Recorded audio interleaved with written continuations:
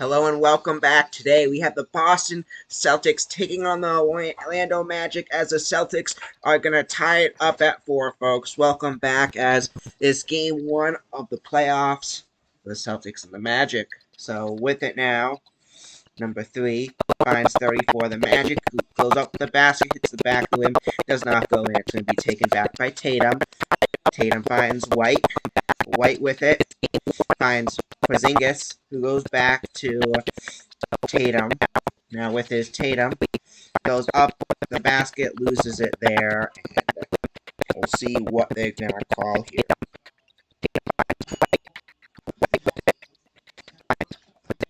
So, Pablo Escobar is going to, looking back at this, that was a good basket by Escobar, and that does not go. So, as I'm trying to get the Magic roster up for you, it's currently a 4-4 game as the Magic came off strong, going up 2-0, and then Celtics tie them at 2. Magic, it's been 2 back and forth so far. As now with it, the Magic are taking it down the court as they bring it down, passing it around, and it's gonna roll out of bounds. Belangio gets it out of bounds, and our starting lineup is Alangio, Wagner, Carter, Chadwell, and Joseph for the Magic. So now with it, goes up for the 2, hits the back of the rim, does not go in. Ball loose now, taken back by 22. Who goes up for the 3, hits the rim, and does not go in. Back of the rim, Celtics take it over, no basket there. As they take it down the court. 22 is Wagner. Got that shot. Brown with it. Rolling. Goes back out to White, who goes up for the 3. It goes in for the Celtics. Derek White gets the 3 there now as Celtics get it in. So now with it is 10. 10 finds 5 of Escobar and loses it. It's going to be taken back by the Celtics. Finds Brown and tripped up there, and whistles now blowing, and we'll see what the decision is here by the refs.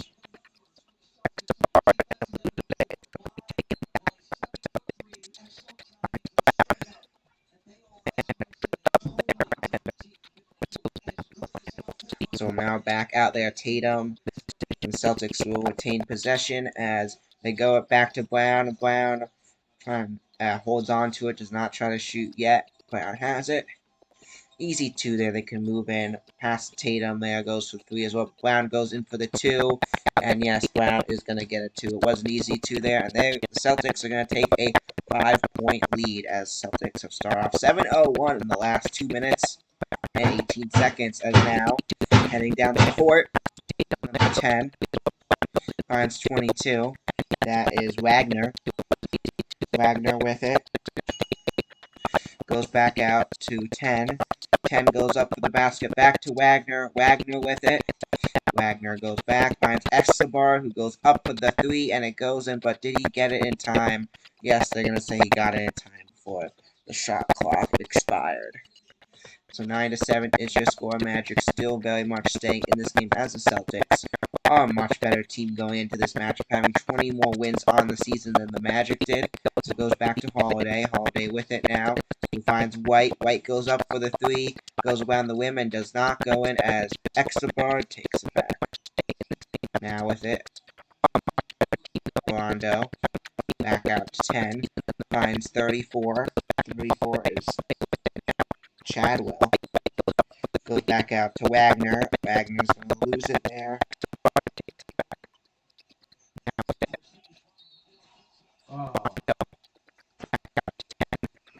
And Carter Jr., number 34 there.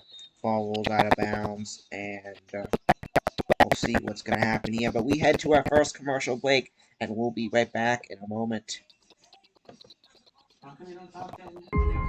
Watch the Soma Sports Broadcast, where we break down the world of sports. Back, he throws. There's two defenders on the tight end. Interview guests. Here with Coach Packard. I didn't plan who we'll be interviewing today. Predict upcoming sport games. To win it 26 and 23 Chargers. Debate sports. Who is the best NFL team of all time? The Cowboys have won 5 Super Bowl titles. The Patriots one of the best teams. Discuss our opinions on the latest in the world of sports. Alex Bowman. I think he could make it far. He's been impressive. And much more.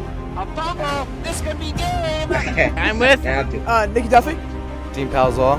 I would definitely say DP, Dean Palzolo. He definitely had a great game. Just a Hail Mary. Will he get it? Bounces off the Bears defenders. Touchdown. When I first joined last year, you wanted me long distance, but then you threw it. And I think by now we've really proved that we are the most dominant team in Section 1. It's going to be a pick. Picked off by Miguel Iglesias, and he's going back. Watch our weekly talk show episodes of the Soma Sports Broadcast. You could find to check first that you bought seats in the right section. And so everyone has to start somewhere. So where did you start, and how did you work your way up to being the head coach here? Well, I started as a counselor at my dad's camps when I was in high school. So before I was really had a job or did anything like that, I worked the block and tackle camp, which is something that I own now. Over the summer, and I helped preseason. So I unofficially have been coaching since I was like 14. And I got my first start and as a varsity assistant here in 2008 when I was hired to become a PE teacher right out of college. And, I coached other things here and there. I was a JV basketball coach for a while, but I was the assistant varsity coach here for, 12 years, 13 years before I eventually took the job when my dad retired. That's great. And one question following up on that, how does it feel to succeed your dad as head coach here? It feels very good because, I looked up to him my whole life, and he really got this program going in the right direction, and I went through this program. So all these things that I'm talking to you about are things that I experienced as a player, and lessons that I learned as a young person, and things that I still hold a lot of value in today. So being able to take the job when he felt it was his time to retire and have success with guys that are very special to him and very special to me, and we all do it together, is something that I value a lot. Very cool. So you're telling us a little bit already, but what is your background in the sport of football? So my background is I actually started playing football when I was 6 years old. So my parents lied on my birth certificate, got me in the Eastchester Blue Devils, which was a youth organization down county where I lived before Somers. And it was just a game that I've loved ever since I was a little boy. And I followed it, high school, college, pro, just a big fan of the sport. I love playing it, and as you get older and your body can't really play the game anymore, it's not really a good lifetime fitness activity, right? Most of the kids that have played on this year's team will never play the sport again. So, I understood at one point in time I was going to have to transition to another piece of the game if I didn't want to lose it completely. So that's where my interest in coaching came in. Like, I'm going to have to stop playing this game at some point, so how else can I stay involved? And I felt coaching was the best. So, my background in football was ever since I can remember having memories. I love the game. That's awesome. So how do you get your team ready? How do you strategize for each of your games? Because you can't go into each game with the same strategy. No, of course not. So every Sunday, we report to the school at 9 a.m. Unalarm the building. We're the only people here. And the entire staff, between paid coaches and volunteer coaches, about 12 of us, we go into the D wing where Coach Packard's room is, and we work on the opponent until we feel we're ready to go. And what that looks like is a lot of film work, a lot of busy work, breaking down film of the opponent, formations, tendencies that they may have on different parts of the field. Different people coming in and out of the game might trigger something that they may call, and we come up with statistics that support what we feel is best. So every Sunday we report to the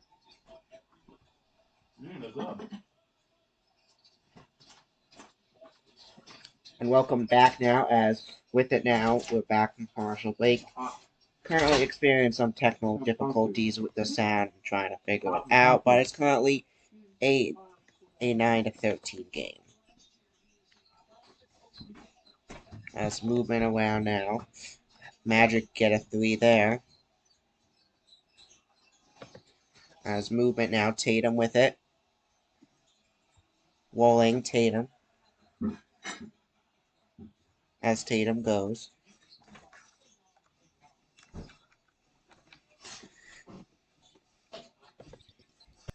Tatum has it now.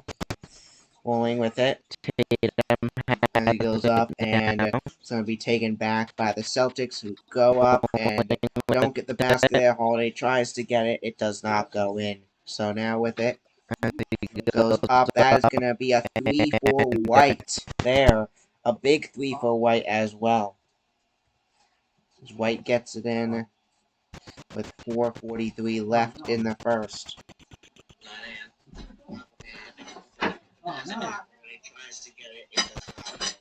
So now with it, that's gonna be a 3 for White there. A big 3 for White as well. White gets it in with 4:43 left in the first.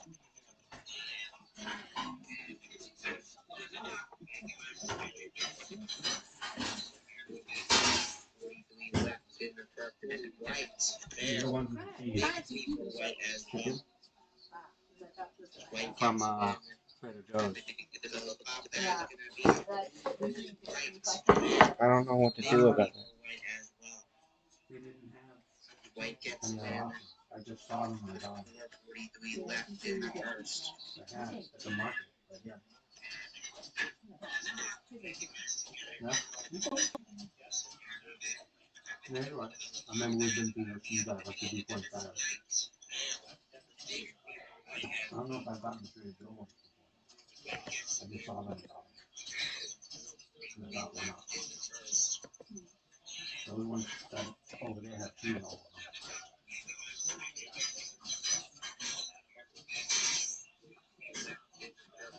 Oh yeah. That's like the substance.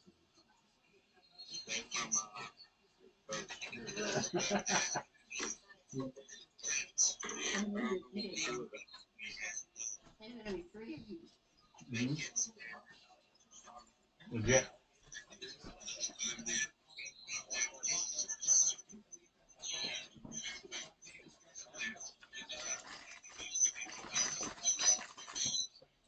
You want no cheese? Full of cheese.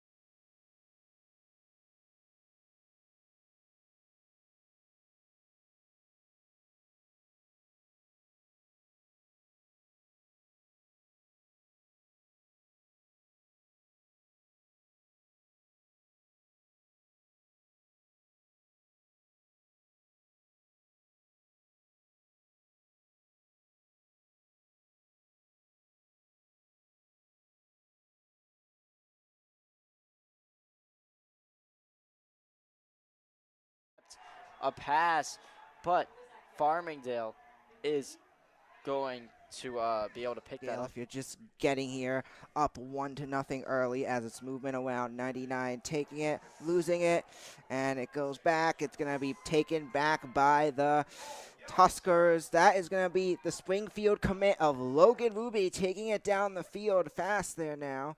Back to Springdale, back out, 3-2 up, and it's going to be in. That's going to be number 2 of Farmingdale who gets it in, and that is who has to jump to receive the pass. Iglesias back up to Kelly at the top, over to Jimenez. Jimenez trying to work in with a shot that goes in, bounces it right past the goalie. A goal for Dylan Jimenez. out now. Back to Iglesias, goes up. Miguel! Testing 1, 2, 3.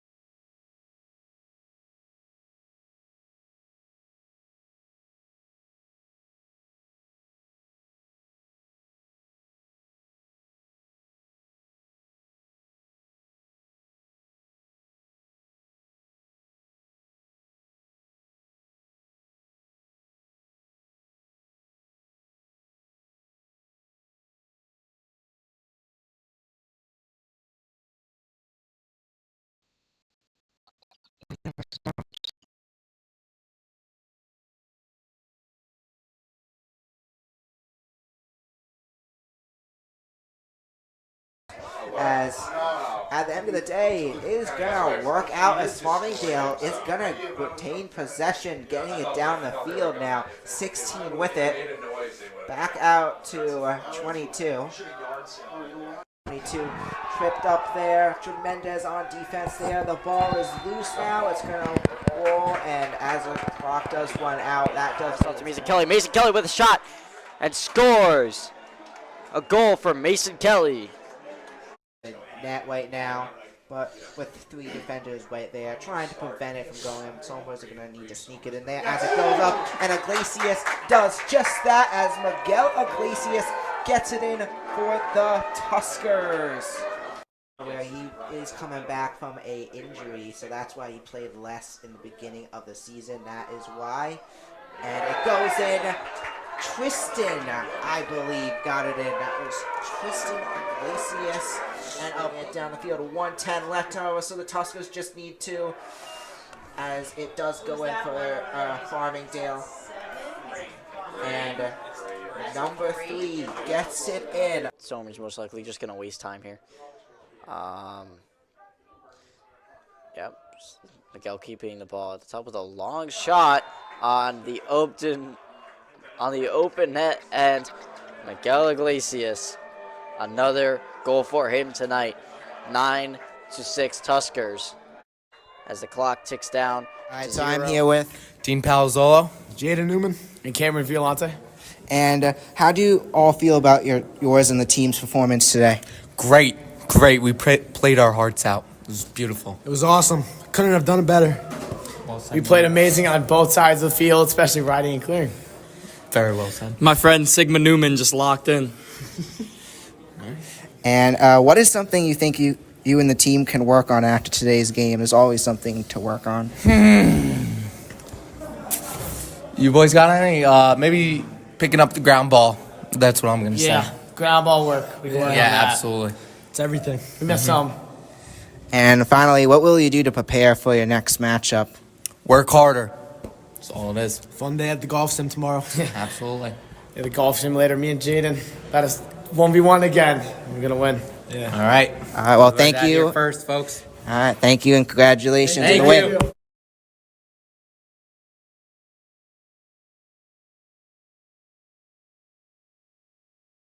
So today we are here with Coach Tetrell of the varsity bowling for Somers. Thank you for coming today. No problem. No problem. First question is, what is your background in the sport of bowling before becoming a coach? I started bowling when I was with my best friend who lived next door to me. I started bowling when I was like 10. I bowled for like 6-7 years. Helped me to love the sport. And then I stopped, went through, then I played football, basketball, but I got into other sports. And right after I graduated college, a friend of mine from high school called and asked if I wanted to join the men's league. And I said sure, and that wasn't good because I forgot everything. And then I trained myself, I got better and better, and I bowled with them for like 10 years. And then ailments from playing football in college, I couldn't do it anymore on my back. And I had to stop. And that's my background, basically. And now I'm coaching. Okay. And what inspired you to become a bowling coach? I guess I always wanted to be a coach. I really wanted to be a football coach, but I just don't have the time now. You know, with the boys growing up in college, and then I do other things in school as I teach at Primrose. And then I saw advertisement for a bowling coach, and I was like, well, yeah, that's something I want to do. And it's a way to actually work with high school kids, which I never had before. And I always wanted to work with high school kids because they usually have the best sense of humor, they get the jokes, and we just have fun. So I guess what inspired me is my love of bowling. I knew I could coach it, and I knew I could have fun with the kids. Very cool. And what about coaching do you enjoy the most? I guess what I enjoy the most about coaching is just the competition, being in a team together with them, having people call you coach, look up to you, joking around, having fun, and also seeing the kids grow and get better, their averages go up, celebrating together and helping one another. When did you start coaching at Somers? Well, I started coaching bowling when I first started 3 years ago, and that's it. That was it. I never coached before. I always wanted to. I didn't even do little leagues with the kids and stuff because I wanted them to have their own times and stuff. So it was 3 years ago. This is the third year that the bowling team has been developed and started, and so it's only been 3 years. And how would you describe your coaching style? It's a good question. I guess my coaching style is laid back when it comes to just letting the kids learn on their own a lot of times, but then stepping in when I see they're getting frustrated and upset. I like to use humor. I like to tease them, but in a fun way. So I always poke fun, and then we talk, and I show them ways to do, how to straighten the arm, what arrows to look at. So I guess my coaching style would be humor and laid back, I would feel. Yeah, most definitely. Yeah, right. And for example, so when I joined the team this past year, how did you figure out what was the best way for me to bowl? I gotta watch you. I usually let new bowlers bowl a game or two, watch what they do, watch their steps, watch their approach, what they're aiming at, what they're doing, because most new bowlers are so raw, they're just throwing the ball and not thinking. They're trying to throw as fast as they can. They're not following through. That's why I like to send videos at first, because it's hard at first when you're at the lanes and you're throwing the ball, it's hard to correct a lot of things. That's why they have to practice at home, which is a challenge because children don't like to do that. That's what I do is I watch them. I try to give as much tips as I can without giving them too much because it's overloaded and they got too much in their head. So little by little I try to change. That's why starting when they're freshmen is the best, because then now that like Giuseppe, for instance, he's a junior, he's been with us the whole time, and look what he's bowled last. So welcome back. As I apologize, I had some technical difficulties, but we have a new headset on, and we'll see if that is gonna work. So 20-26 is your current score as we get started with the second quarter.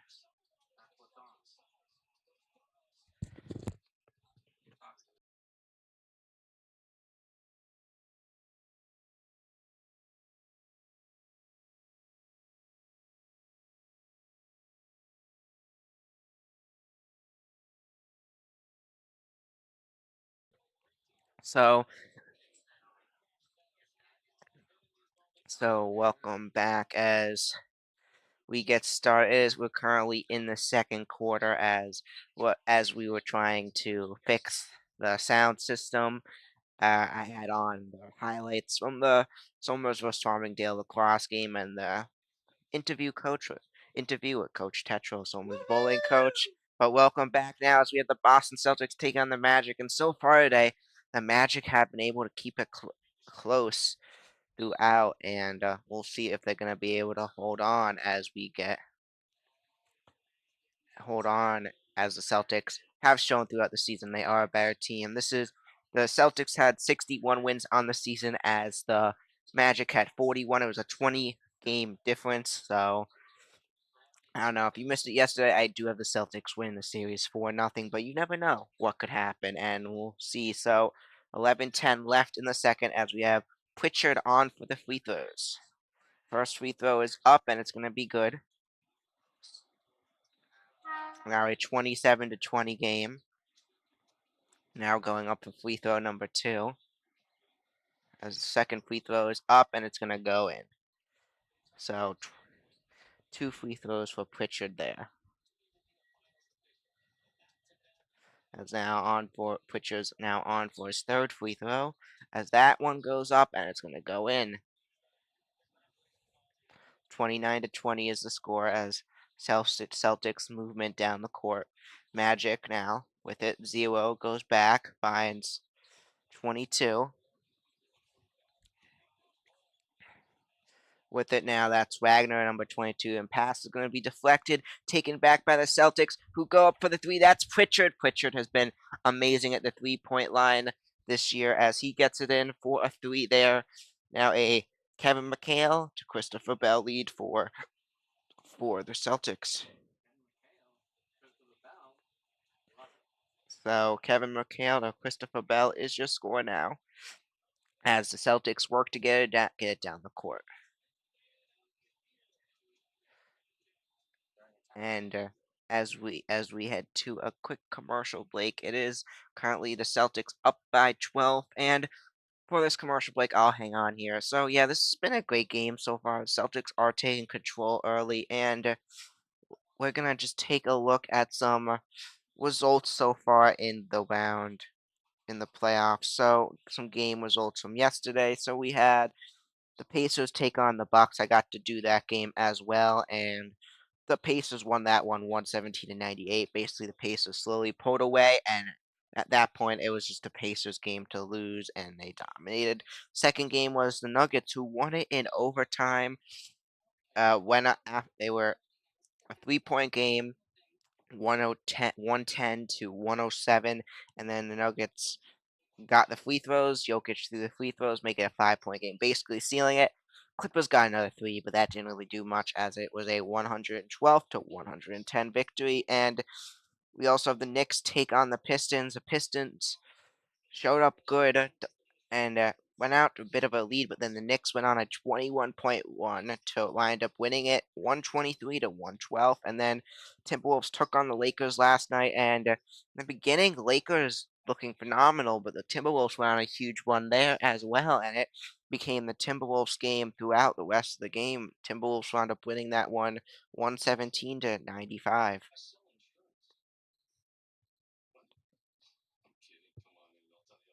So 117 to 95 win for the Wolves and the Lakers, and so far both team games I've done basically very similar outcomes as but winning teams was 117 to 90 something, and then today it was domination by the Thunder over the Grizzlies, wound up winning by 51. And the Grizzlies, both teams don't really have the playoff experience, but yeah, Thunder went on a route today, winning it by 51, and they're going to be a hungry team that probably go far in this playoffs. And then tonight we have the Heat and the Cavs. That's going to be a good game. And then we have the Warriors and the Rockets, another game I'm excited for as well. And it's going to be interesting to see what happens in those games.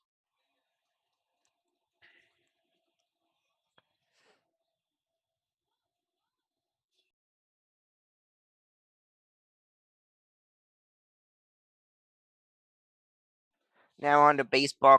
We currently have the Red Sox, who are losing to the White Sox 8-4. The top of the ninth, we have the Reds taking on the Orioles. Reds are currently up 15-1 in the eighth. A lot of points there. We have a 4-4 tie between the Pirates and the Guardians in the bottom of the ninth. We have a 5-5 tie between the Phillies and the Marlins. We have the Marlins. We have the Mariners taking on the Blue Jays, and the Mariners are up 8-3 at the bottom of the eighth. And then the Royals taking on the Tigers. Of course, that is going to be tied at 9 at the end of the ninth. So it looks like we are going into extra innings for that one. The top of the ninth, we have the Mets currently destroying the Cardinals 7-3. And then we have the Yankees up 4-0 in the bottom of the ninth. And on top of the seventh, it is the Brewers, who are up 9-1 against the A's, and then the Cubs up 1-0 against the Diamondbacks. And then we have a 0-0 tie between the Dodgers and Rangers in the seventh.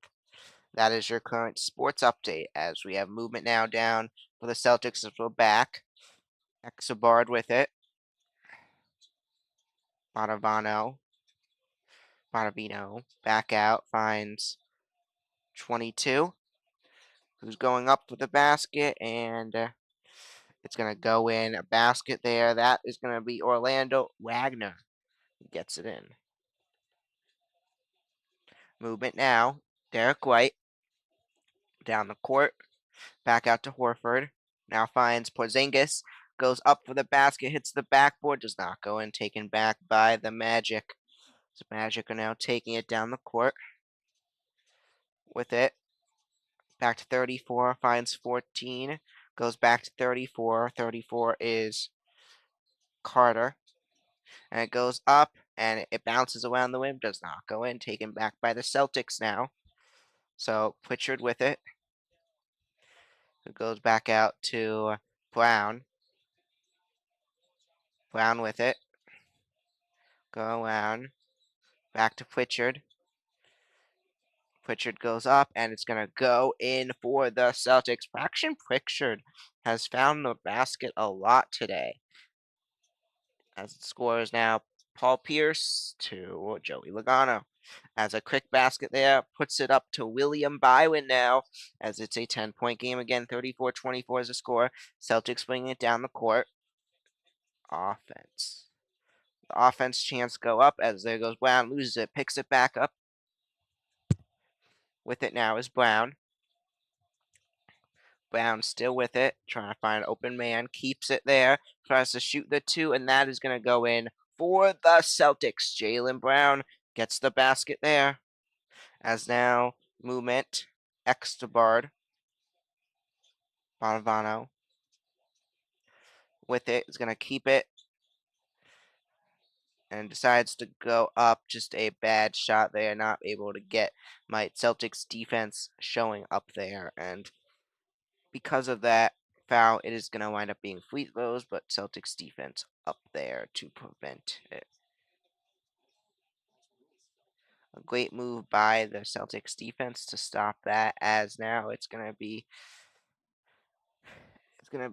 Alonzo on for the free throws.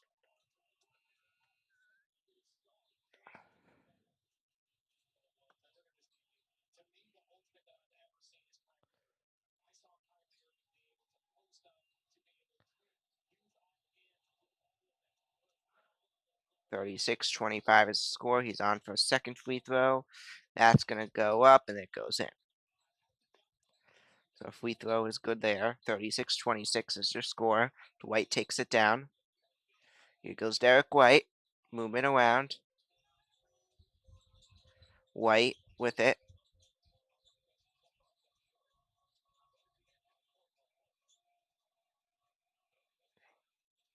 Now movement now.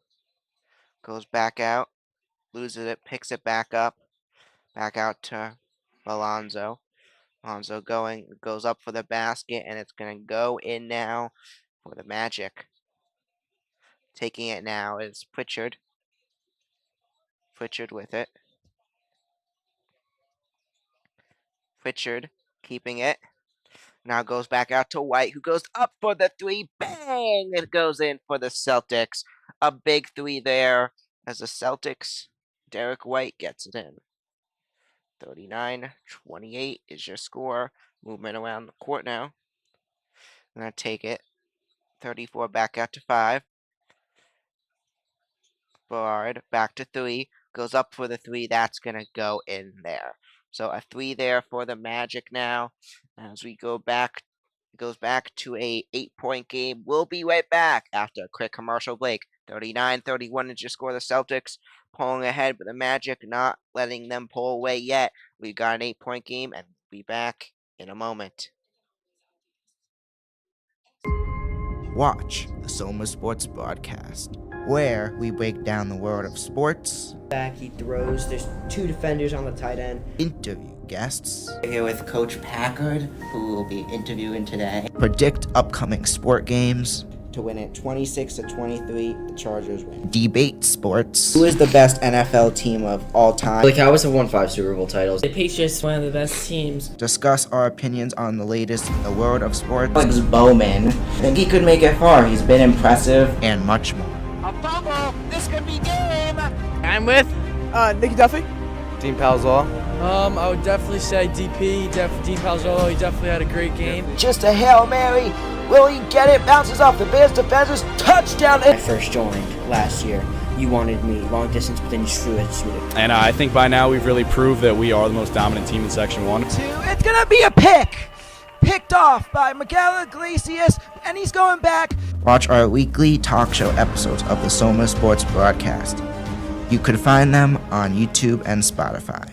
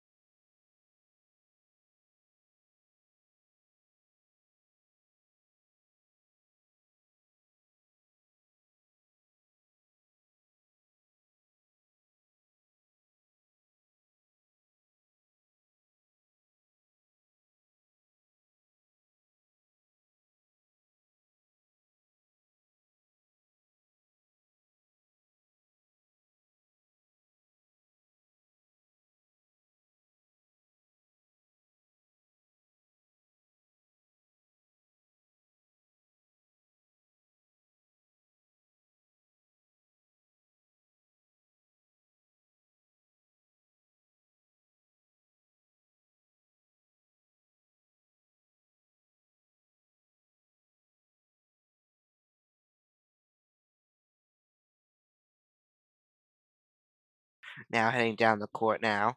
Celtics. So Brown with it. Brown taking it. Move it around. Back out to Pritchard, who goes back to White. Goes up for the basket. Hits the rim. Does not go in. So back out there now. The Magic. Moving around.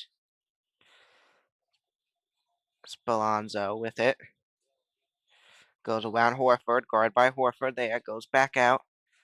taking it now, goes up. It's going to be a lost ball there. And who was closer who touched it last? That is the question.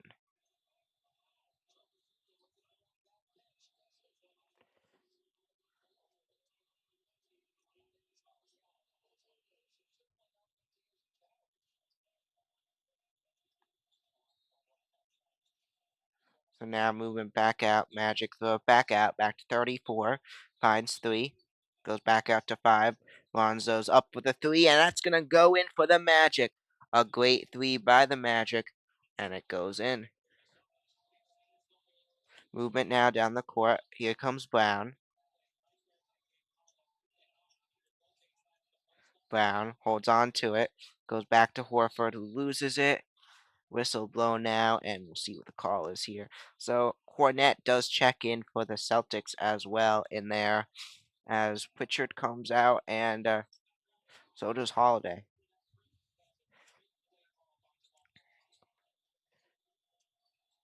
Moving around. Porzingis also out. So hits the rim, does not go in. Now movement down the court.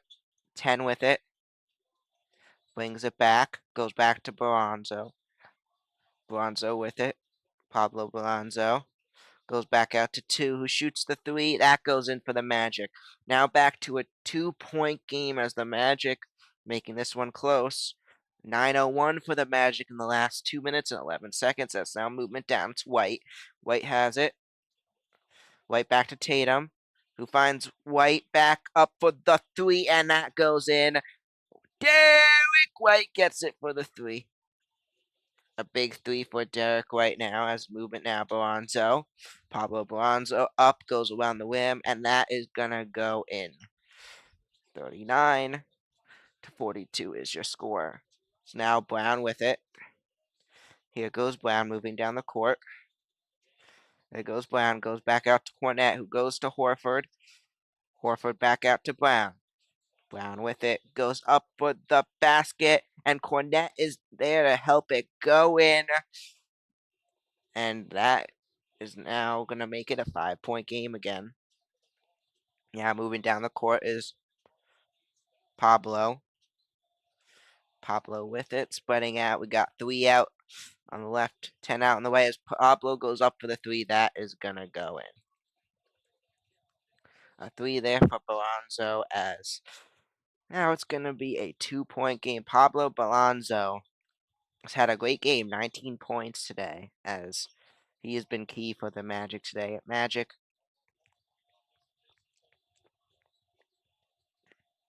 good team as that goes up, bounces off the rim, and does not go in. Taken back by the Magic now. 2-point game currently. Goes up, bounces off, does not go in. Taken back. Tatum with it, and ball is gonna roll, and it goes out of bounds. So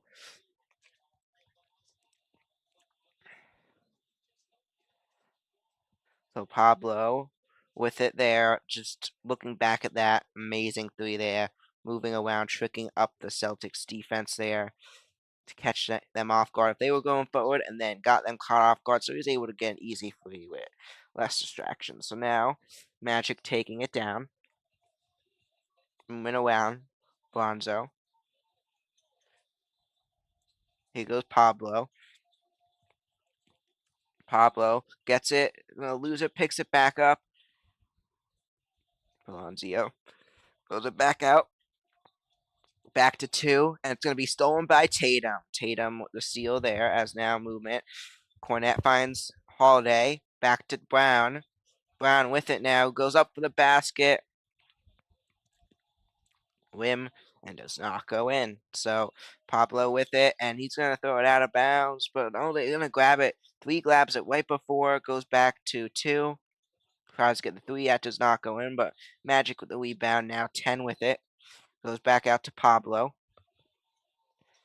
Pablo with it. Loses it, but picks it back up.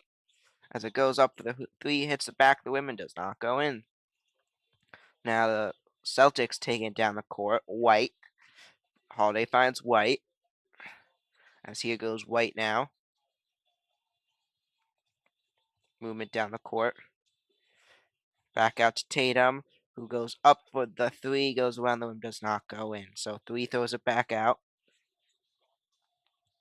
So here goes Pablo with it.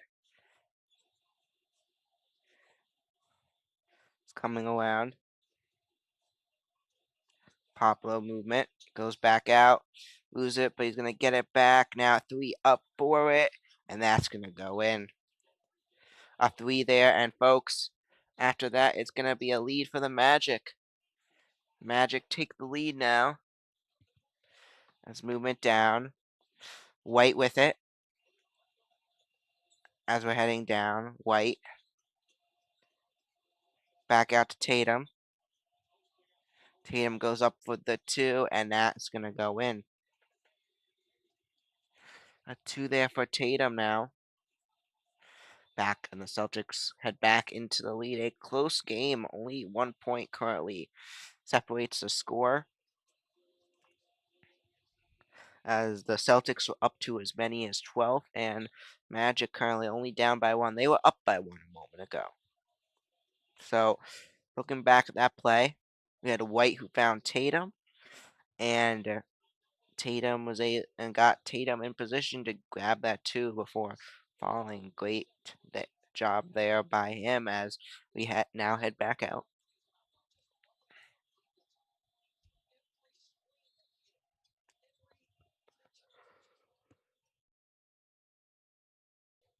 The movement for the Magic. One gets it, one gets the basket for the Magic. A great fast basket for the Magic there.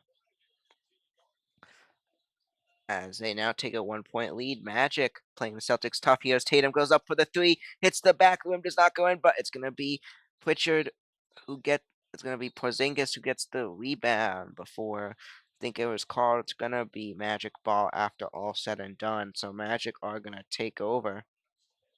The Magic have gone on a crazy one here.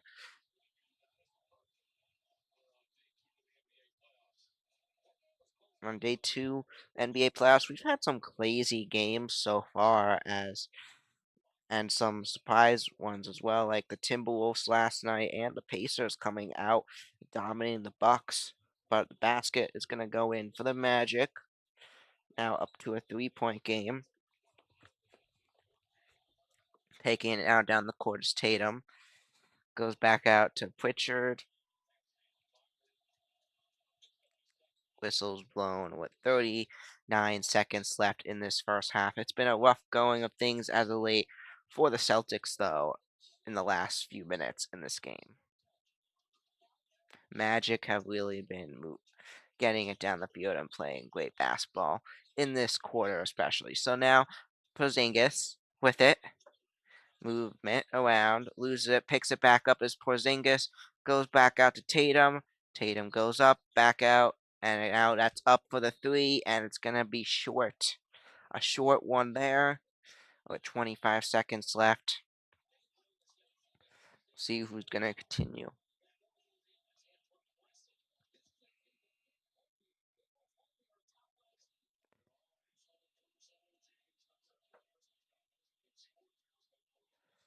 So Magic playing the Celtics tough. Got 25 seconds left in the second quarter and to the half. And stay tuned to halftime. We will be getting a look at one of my episodes most recently of the Soma Sports broadcast. So Magic on a 10-2 run. As we go down to 13 seconds. Here goes Blonzo. That's going to be stolen by White. White to try to get a score before we head into halftime. And whistles blown there. Foul out, it looks like. And this may be going back the other way.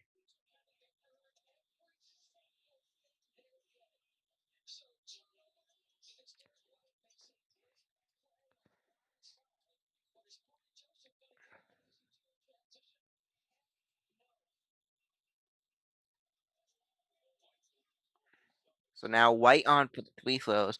Celtics trying to get everything they can get here as they now make it back to a 2-score game.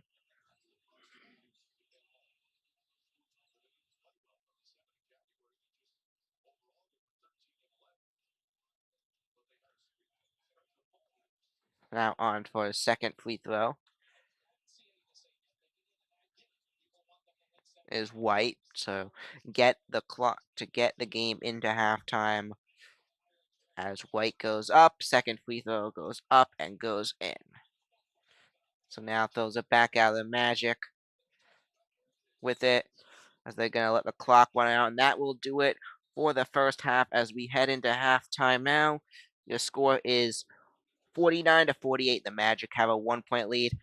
Belanjo and Wagner have had halves with 19 points and 15 for Wagner. And just before we take halftime, it's been a back and forth. So the Celtics pulled off to a lead in the beginning and then pulled off to the lead slowly and slowly. And the Magic slowly crept back on a big one there, and now currently they are up by 1. So that's been the game. And what do the Celtics need to do to win this game? They gotta just play how they've played in the first quarter mainly. I don't know what happened in the second quarter, but the Celtics their defense really needs to show up, and their offense really needs to show up as well. And they need to start working how they were in the first quarter. And the Magic, same thing with the Magic. They gotta play how they played in the second quarter. They figured something out against the Celtics team, and we'll see if they're going to be able to continue as we come back from the halftime. Magic currently have a 1-point lead, and we'll be back after halftime, so stay tuned.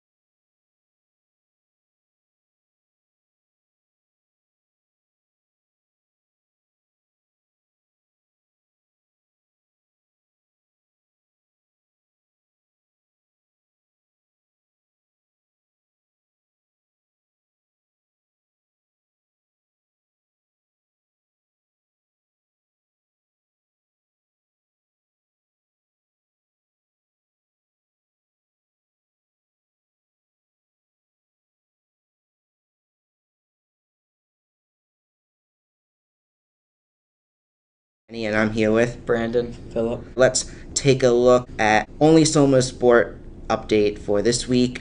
We had the girls basketball team who advanced to the playoffs at a 6-14 season. However, they took on Y, and it was basically Y's game from out the gate, where Y took this one 48-23. So this past weekend, we had IndyCar at St. Pete, and before we get started recapping that, let's take a look at some pre-race interviews. For today's race. So the preparation's been very limited. Obviously, we've had 2 half days in Sebring, but I live up in Indy. I'm in the shop every day with the boys, counting on the simulator as well, just running through what our plan of attack will be and trying things on the simulator and out of the car, analyzing past races and data here. What are some strategies that you have used in the past here at St. Pete? Honestly, the preparation that personally worked for me is reviewing video, making notes on reference points for when we come to the track walk and time in the simulator. What driver today do you think will be the biggest competition? The other 28 of them, or 27 of them. We're here to beat all of them at the end of the day. So. What race are you most excited for this season? Honestly, I'm happy to be back in IndyCar, but obviously the 500s are crown and jewel, but I'm happy to be here with Ray all that and again, we're swinging for the fences. And last question, how does it feel to be back in IndyCar? I am very happy, ecstatic, extremely grateful, and more grateful to have a team like them around me, because without them, the progress alone that we've made from Friday to now is quite staggering. All right. Thank you so much. Well done. Thank you. What have you done to prepare for today's race? Today, just a lot of data, video. We're going to go over some strategy for tomorrow. Qualifying didn't quite go as we'd hoped. We had a gearbox sensor failure. What are some strategies that you have used in the past here at St. Pete on the racetrack? Oh man, driving strategies, just reference markers to stay consistent. As far as team strategies go, we look back at the setup from last year and try to build on things. And tire strategy, completely new this year. Tires are so different. We have the hybrid system, so I think you're going to see a lot of people making a lot of questionable decisions tomorrow. What driver today do you think will be the biggest competition for the race? Probably McLaughlin. I mean, he obviously showed strong, another Penske car, so it'll be tough to beat tomorrow. What race are you most excited for this season? Excited to go back to Milwaukee. So, how does it feel to be back in IndyCar? It's awesome. I mean, love being here in Florida. Love driving these things. So, great to be here with all and enjoy the time. Yeah, thank you so much. No worries. Thank you. And I want to thank Mark for doing those IndyCar pre-race interviews. Very cool. We're now having professionals on the Soma Sports broadcast. But let's start off with Scott McLaughlin winning the pole, and then the battle for the win. It came down to Alex Palou coming in as the defending champ, Scott Dixon, and Joseph Newgarden. Dixon was in front, Palou passed him, then Newgarden passed Dixon, but Dixon caught up at the end. But it was throughout that time Alex Palou who was able to pull away and get the first win of the season. But let's continue with NASCAR. So we had the Daytona 500. Logano won Stage 1, Blaney won Stage 2. It was an exciting race, and with 1 lap to go, coming around, it was Hamlin, Cindric, and Custer 3 wide for the win, and then I believe it was Custer who spun, got the other 2, and William Byron was the first car to get around, and he won his second Daytona 500 in a row. An amazing ending to that. Now on to Atlanta. Similar ending, and got to mention in Daytona they did not put out the yellow flag, but in Atlanta that is exactly what they did. So it was 3 wide again, Bell, Larson, and Hosevard, and they threw the yellow, and at that moment when they threw the yellow, Bell was ahead, so it wasn't a race to the finish there, and Bell wound up winning. Also, Josh Berry won Stage 1, and Larson won Stage 2. Christopher Bell, the winner there. And then now on to Coda with Wallace winning Stage 1, Ryan Preece winning Stage 2. It was a battle between Bell, Byron, Busch, and Reddick. Busch was up front, dominating a good amount of the race, and Bell passed him for the lead. After that, Busch cars just lost its speed, and it was Byron and Reddick who passed him, so it came down to Bell, Byron, and Reddick, but Bell was able to hold both of them off, and Bell won 2 races in a row. So on to some Combine news. The Combines, the QBs, Shedeur Sanders and Cam Ward did not participate. It wasn't a great QB class, but a QB who really helped their draft stock was Ken Ewers. He looked really great this year. He could really show he can get that ball out. He's really thing. Cam Ward, it really shows Cam Ward's the only great quarterback in this class, and Shedeur Sanders is a good quarterback, and everyone else is just mediocre. So for the linebacker class, the linebackers in this class are really, really phenomenal. They're really fast, really great speed, agility. I think they're going to really bring some talent to this NFL. And yeah, that's really it. Alright, so next up, we are going to predict for this NASCAR season as it just started who's going to have the most wins this year. And I'm going to get started first. I think it's going to be Kyle Larson and Christopher Bell. Christopher Bell already has 2 wins. I think they're going to end the season both at 5 wins. Both phenomenal drivers. Last year they were the top 2. I think that's going to continue again this year. Just 2 drivers to keep an eye out for this year. Those Larson and Bell, 2 great options, but one that you may not be expecting here. He's a great veteran driver. He has the potential. I have Denny Hamlin. According to Fox analysts, he has the same odds as Bell for a number of wins. Yeah, I'm also going to have to agree with Benny on this one. I do think it's going to be Larson. Maybe Bell's going to have, I think Bell's going to have either 4 or 5, but I'm pretty sure it's Larson. This coming weekend, we have NASCAR is going back to Phoenix. The defending winner there was Joey Logano, where he won the championship there. And this is a good track. It's a good track. The Fords are the car that always does good there. And I think we're going to see the Fords doing great from qualifying there and right out the gate. It's going to be a better season for the Fords in the beginning part of the season more than it's been the last few years. And I think we're going to see this here as the first Ford win of the season is going to happen in this race where Austin Cindric is going to take it for Team Penske. I think Christopher Bell is going to win at Phoenix this coming weekend. And if Bell wins, he's going to be the first driver in a few years who would win 3 races in a row, I believe. I think the last one that did it was Kyle Larson in 2021, so that would be impressive. Bell's going to be going for that. He's going to be determined to get that achievement. Now on to next week's race. We have Las Vegas, and I think winning Las Vegas, it's going to be Kyle Larson's first win of the year. I have Tyler Reddick, one that you may not think, but he has the ability. He's there. So next up we have our Thermal Club winner predictions for IndyCar, and Palou won the first race of the season for IndyCar to start off at St. Pete. I think he is going to prove even more that he is still legit, coming back in as defending champion and win 2 in a row to start the season. I think Palau is going to fall to Scott McLaughlin in the Thermal Cup.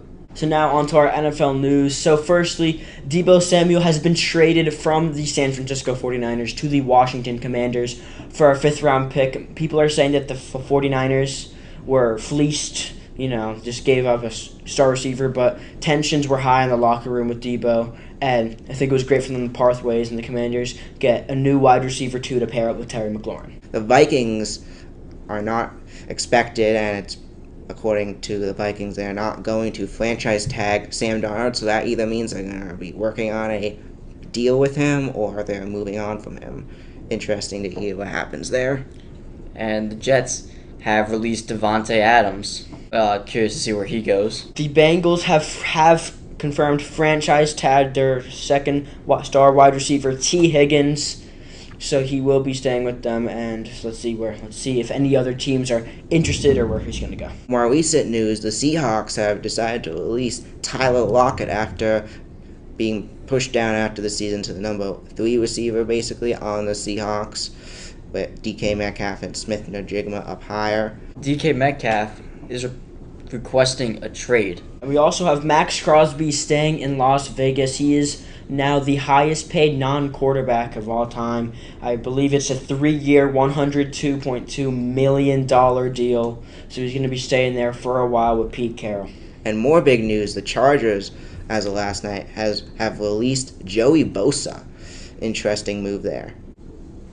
Next up, we have the MLB Top 10 Power Rankings, as we are about midway through spring training and the season is coming up upon us very quickly. It's going to start the end of March this year. So far, just looking at off-season moves and how spring training's been going and injuries, we have our top 10. Number 1, the Dodgers.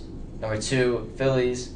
Number 3, Yankees. Number 4, Diamondbacks. Number 5, Braves. Number 6, Orioles. Number 7, Mets. Number 8, Padres. Number 9, Rangers. And 10, Tigers. No big surprises there. All teams that have been doing well for themselves the past 2 years. Handful of teams that have been in the playoffs the past 2 years. So we can't wait to start the regular season and see who is going to make a run for the playoffs. Now we're going to be taking a look at current standings and latest in the NBA. And after a win last night against the Heat, the top team are the Cavs. And the Cavs are a team, like, the players aren't amazing, but they're good enough to win games. And like, they don't have any stars like Luka or anything. They have Donovan Mitchell, but they're also a team that has a good system going and has been able to do what has been needed to be done to win games. And that is a big reason why the Cavs are 52-10. On the other hand, top of the West, we have the Thunder, who are 51-11, and that largely has to do with Gilgeous Alexander, and 51-11, a phenomenal record, already at 50 wins at this point of the season, is basically unheard of, at least the last few seasons, and they're a team that I could see going all the way to the finals.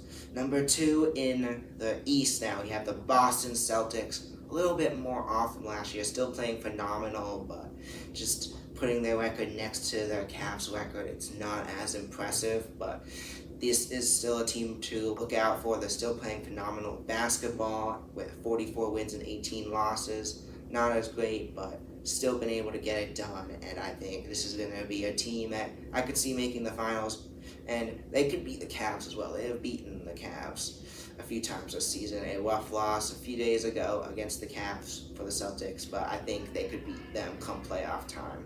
Now, second in the West, we have the Lakers, and the Lakers are a team that they weren't doing amazing. They were playing better this year, and then they traded for Luka Doncic, and now that puts them up at the 2 seed. Just phenomenal fit for Luka Doncic there. LeBron James, not playing as good, but still playing phenomenal this late in his career. Did reach 50,000 points just the other day, but I think Luka is the big reason why this team Laker team is doing much better, and they may be a threat to win the finals this year just with that one trade. And yeah, it's just big for the Lakers.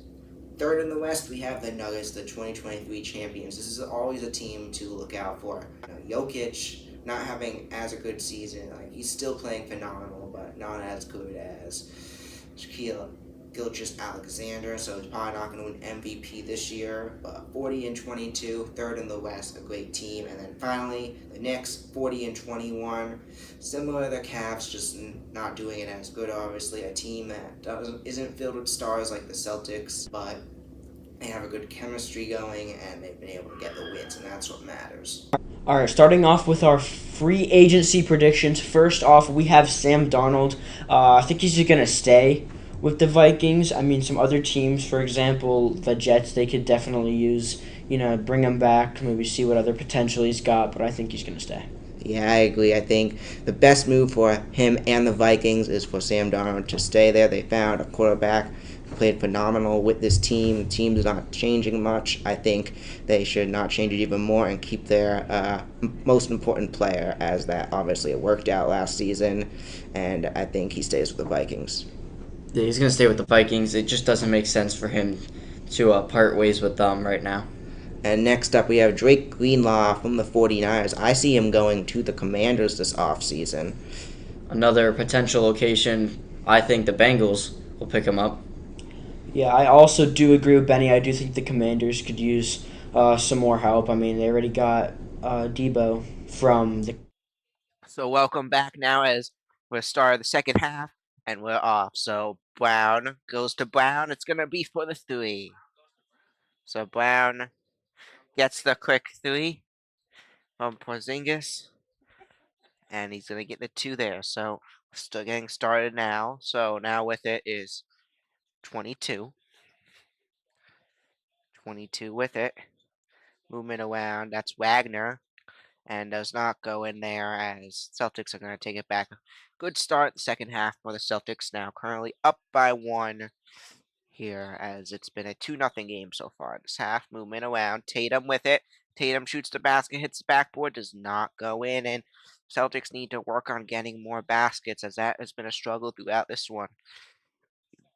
Up goes up. And trying to shoot the 3 was number 34 of Carter Jr. So now movement around. White with it.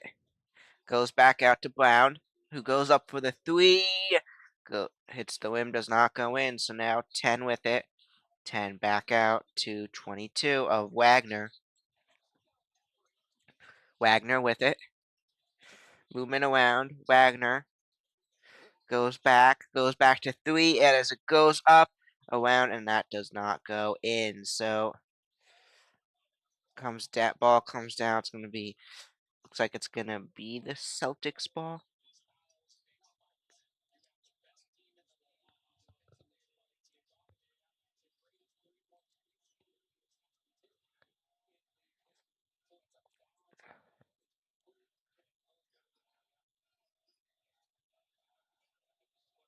So now on for back to Wagner. So Magic take it back with the ball. So Wagner goes up for the basket, and it does not go in. Taken back by Brown. Brown finds Holiday. Holiday with it, who shoots the 3. That's going in. Drew Holiday gets the 3 for the Celtics.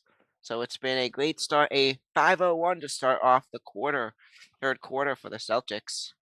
So now movement around as we're back. And it's going to be taken back by the Celtics. Magic not able to get it in there, as with it now is Holiday. Back out to White. White goes up for the basket, and that goes in for the Celtics. 7-0-1 to start off for the Celtics. As they're excited, it looks like. Let's just take a look at that last play again. So Brown finds White, gets a quick 2 there. Great play to make it a 6-point game now. Great start. That is exactly what the Celtics needed to do. So Holiday, took it away there. Went back. Wait.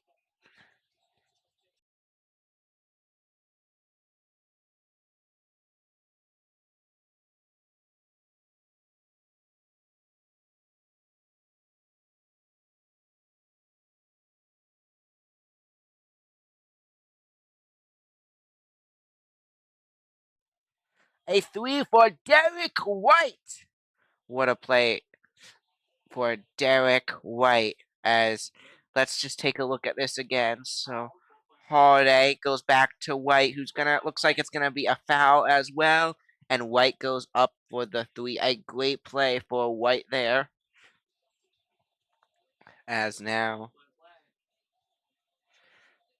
White is on for a 4-point play now on for the free throws. So now White up there.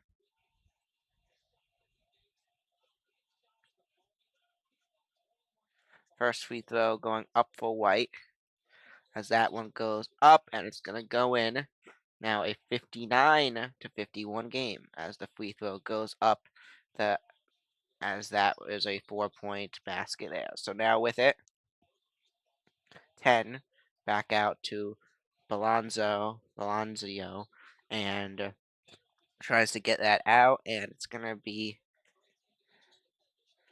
we'll see who they call there. I did not see who got out of bounds last, as we're going to get started out again. It's going to be the Magic who have the ball now. Celtics currently up by 8 as they throw it back out now. Pablo with it, finds Wagner, who goes up, tries to get the quick 2, and that does not go in, so Tatum's going to take it back now. It's movement down the court for Tatum. Tatum going around, guarded by 10 of the Magic. As there goes Tatum, who moves up. It goes in, but foul is called beforehand. And we'll see what the call is going to be here and who it is against in a second.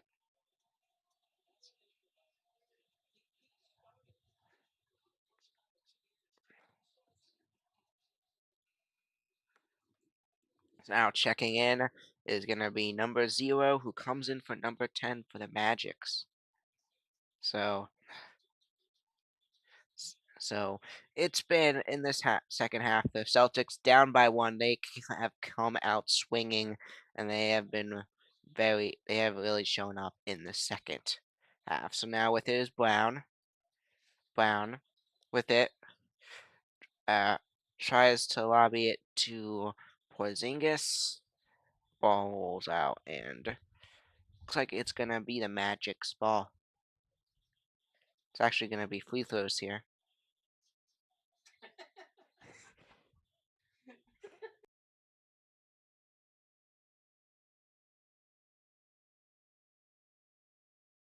Porzingis on for the free throws. First one is up, hits the rim, and does not go in. So, yeah, they called it a foul against the Magic there before it went out of bounds. That means Porzingis is going to get 2 chances for free throws here.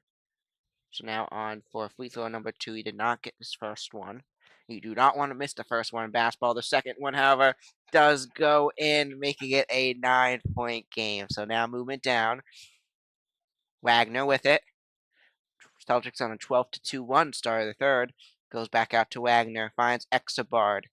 Exabard with it. That's Pablo. Movement around. Exabard goes up, loses it, gets it back. And that's going to go in. 2 jumps there. Pablo gets it in to end it there. And now back to a 7-point game. So with it, far 3 there, does not go in. Magic take it back. Magic have a bit of a 1 going now, as it's looking to be heading into 1, but Wagner's going to lose it. That's Holiday who picks it up, shoots the 3, it goes, and that's what the Celtics needed. The Magic were looking to working a little bit of a 1, but the Celtics so Wagner lost that, and the Celtics were able to grab that, and Holiday got the 3. So Celtics are going to, I think now Magic are going to call a timeout, and we'll be right back after a quick break.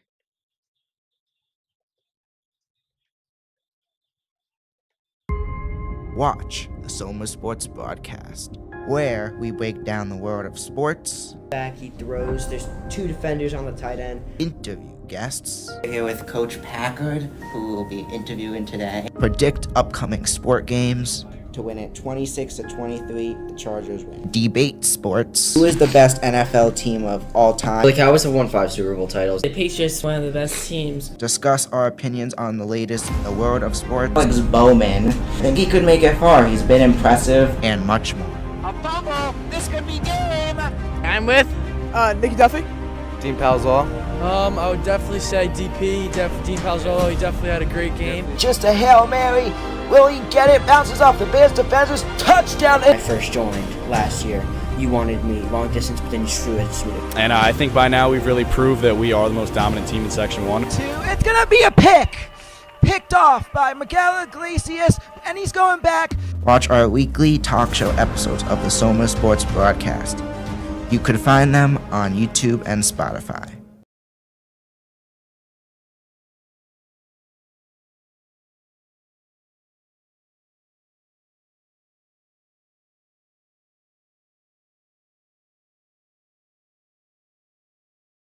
And welcome back as it has been a great third quarter for the Celtics. Now, they were down by 1 going to halftime. Now in this third, they're up by 10 currently with still 7:28 remaining. So great start for them. But let's just take a look at how each player has done so far. So on Magic side of things, highlighting Wagner has gotten 17 and Balancio has gotten a 21. Pablo with 21 has been a key for the Magic and probably player of the game so far, I'd say, for them. Wagner's also stepped up. For the Celtics, however, you gotta say, Derek White, an amazing game for him. 22 points today, and he's a big reason why the Celtics have our lead right now. Yeah, Derek White, not one of the top 2 stars of the team, but he is pretty much a huge reason why the Celtics team has been as good as they've been still as well, and we're seeing that today. 22 for him. And the second most points are Pritchard. So, yeah, both Pritchard and White have had really good seasons. And Pritchard likely, I think he's the favorite for sixth man of the year as well. So, yeah. So, Pritchard and White, I'd say, yeah, 2 key big players in the games. Also, Tatum hasn't done that much, but I feel like he's done a lot with the ball, getting it down the court. He's another good player. And Holiday, a few big plays in the clutch there as well. So, yeah, just players to shout out so far through this season, through this game.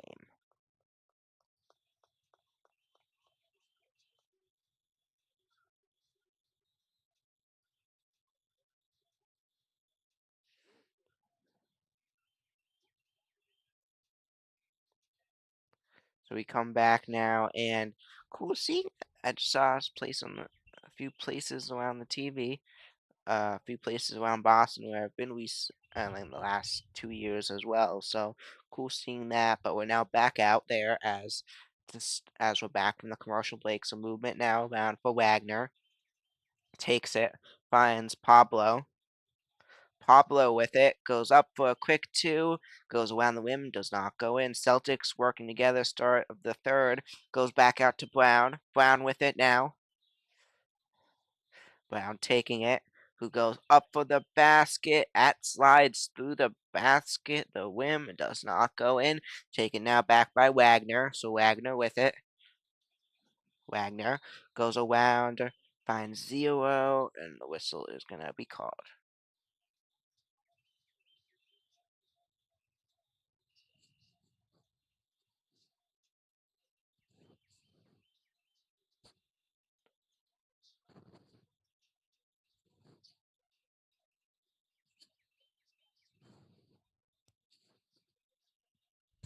So now back out of the Magic. Pablo with it. Goes back out to Wagner, who goes back out to number 1. It's going to be stolen by White and the Celtics. White with it now. As now, looks like we're going to get a foul called. We'll see what team. Looks like it's going to be on the Magic. So White probably going to. Yeah, yes, Tatum's going to be throwing it back in for the Celtics. So Tatum throws it back, finds White. So now White with it. Goes back out to Tatum. Tatum now. Walling. There goes Tatum, who goes up for the basket, hits the back of the rim, does not go in. So now with it is Pablo, who takes it. Pablo back out to 0. 0 now heading in back out to 22. 22 back out to 0, who goes up for the basket. That is going to go in for the Magic there. a great make for the Magic now as they get it back to a 7-point game as whistle is blown. And if you haven't already, check out the Soma Sports Broadcast, a channel on YouTube, and it's part of a club at Soma's High School where a club that I founded. There's been ads on for it already today, and it's basically where we create Soma Sports talk show episodes and call games. So check out in the talk show episodes we talk about professional sports and current sports, Soma sports as well. And just check it out. Called the Soma Sports Broadcast on YouTube. We have our talk show. We also have guests on for interviews and so forth, including the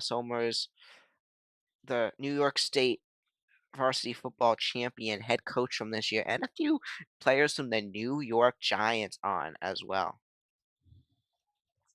So check that out. It's on our YouTube. And wait, coming up right now is the ad for it. So enjoy.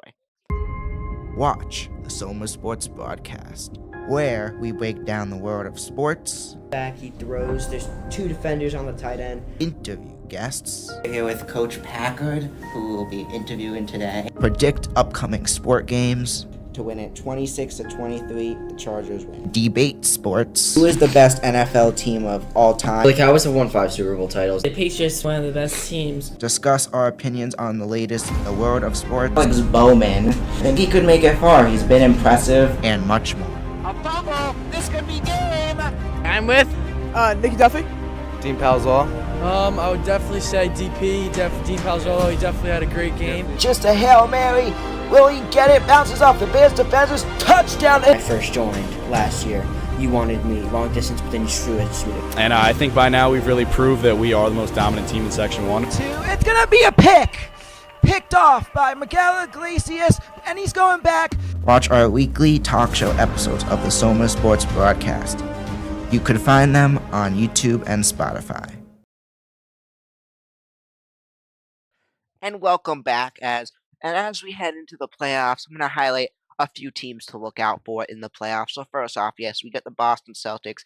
They're the reason why they're defending champions, and they're going to be a threat as the playoffs go on. And they're going to make it far. It's going to be hard.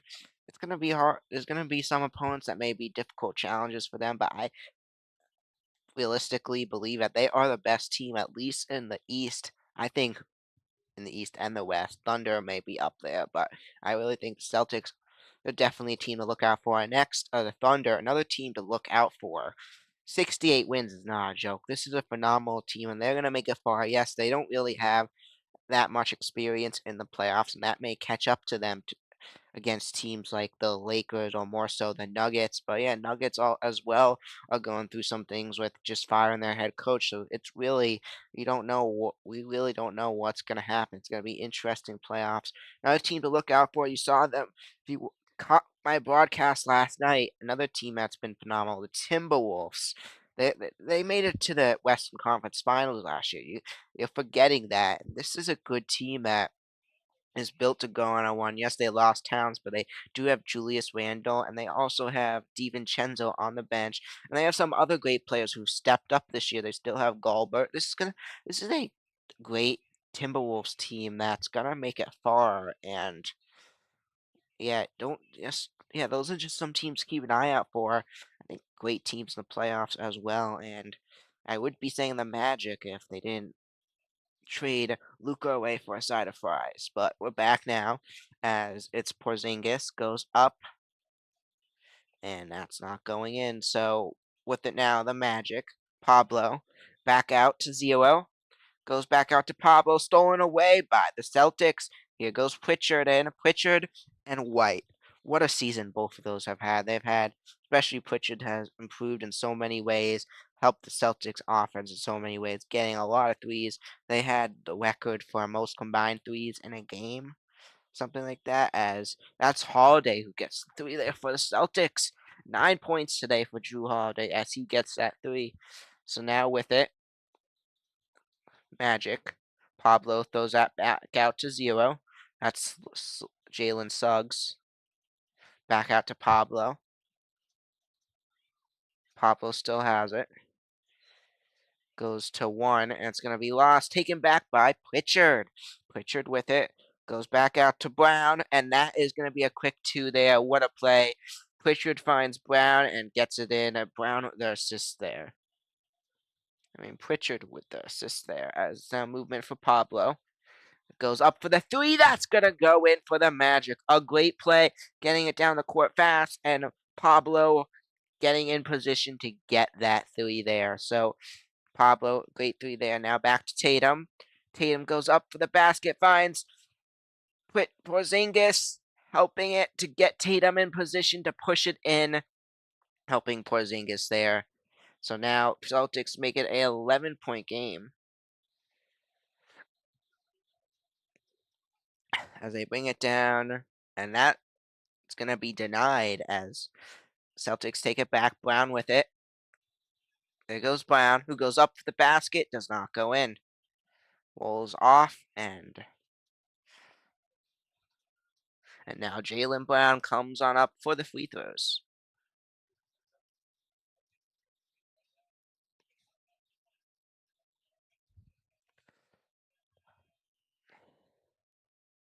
And yes, there's a lot of great stars on the Celtics, like starter-wise. There's also some great players on the bench.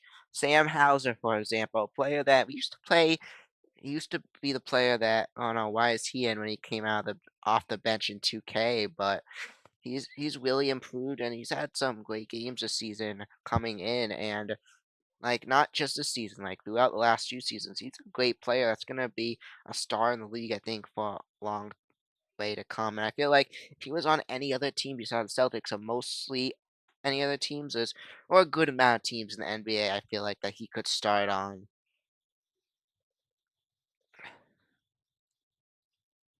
So now movement down the court. With it now is Suggs with it. Jalen Suggs back out to Pablo. Pablo has it. It's gonna loses the ball there, and we'll see what the call is. It looks like it's gonna be against the Celtics. Brown looks to be upset after that. So Pablo, yeah, Brown goes on to Pablo there, and they're gonna call it a foul. It looks like it's gonna be Magic who retain possession here. So with it now is Pablo. 14 throws it out to Pablo. Pablo rolling. Goes up, tries to get it in. It does not go in, but Celtics take it back. So now Brown finds Holiday back out to Tatum. Tatum goes up for the basket. That goes in. A layup there for Tatum as that's going to slide on in. A great play, finding Tatum, getting in position, and the Magic are going to call another timeout. Hauser there to greet them as they head back to the bench. We'll be back in a moment.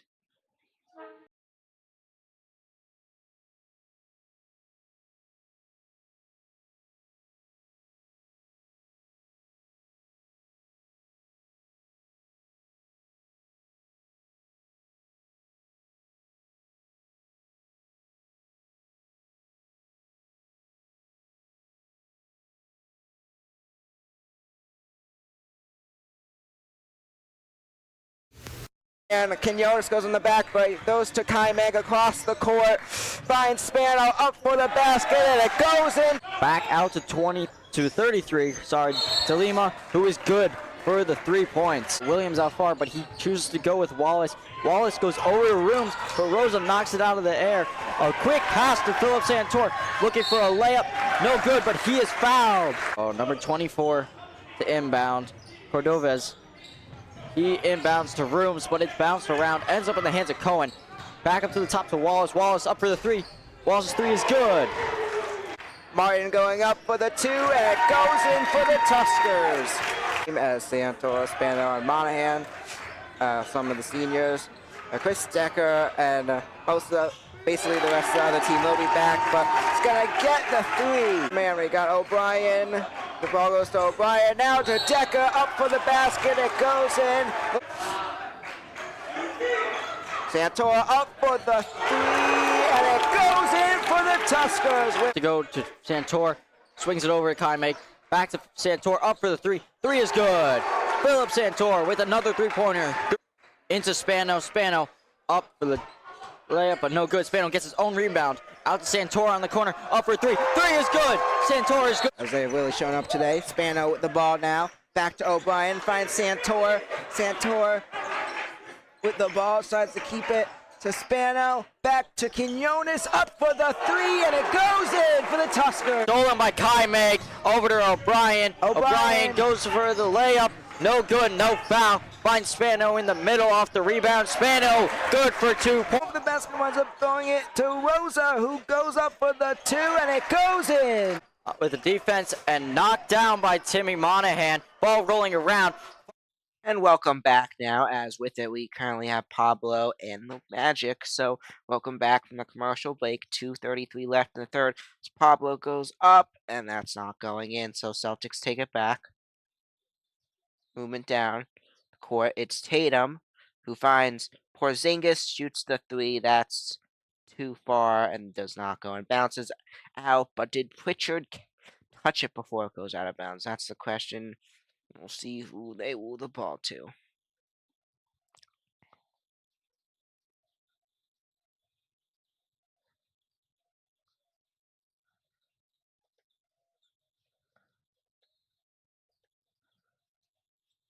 So now with it, it's Pritchard back out to Horford, who finds Tatum. Tatum now rolling around. There goes Tatum back to Brown. Now Tatum, who goes up for the two, does not go in. Tatum with the rebound. Back to Brown. Brown, who goes up, and that's going to go in for the Celtics. A two there, that's Jaylen Brown. 76-59 is your score. Ball comes loose and rolls out of bounds.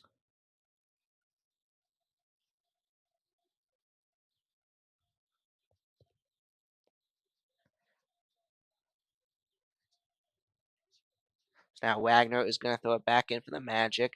In this third quarter, the Celtics have really taken control, allowing the Magic only to score 10, while they have scored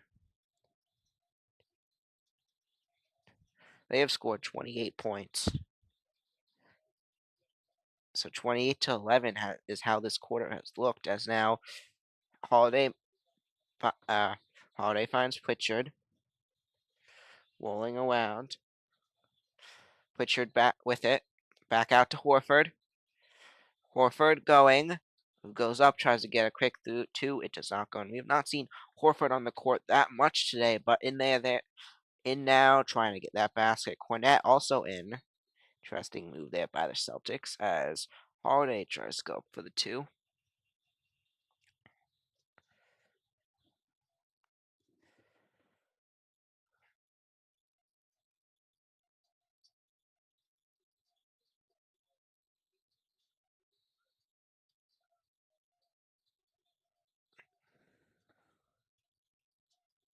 Goes around, back out to Pablo. Finds 50 and too high there.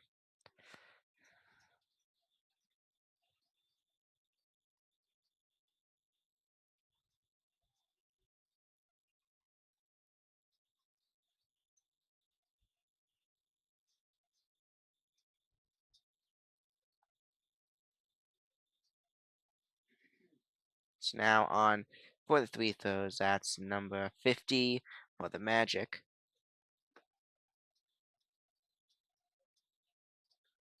Gets the first three throw, which goes in there. Now second free throw goes up for the Magic. That's going to go in too. So 2 free throws there for the Magic.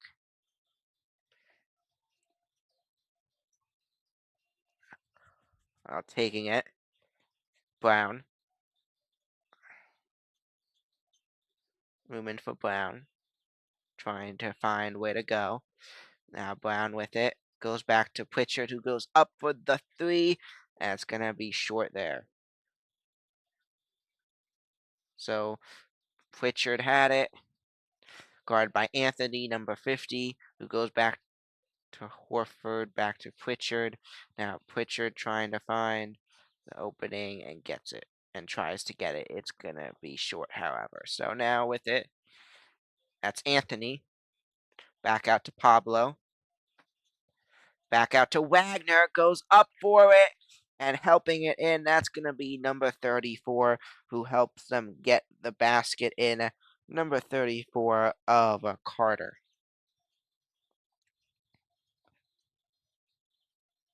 Now with it,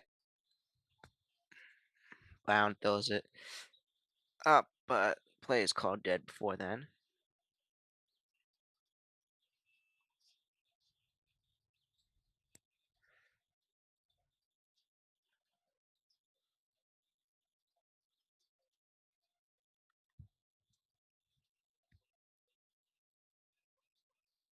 So now Brown on for the free throws.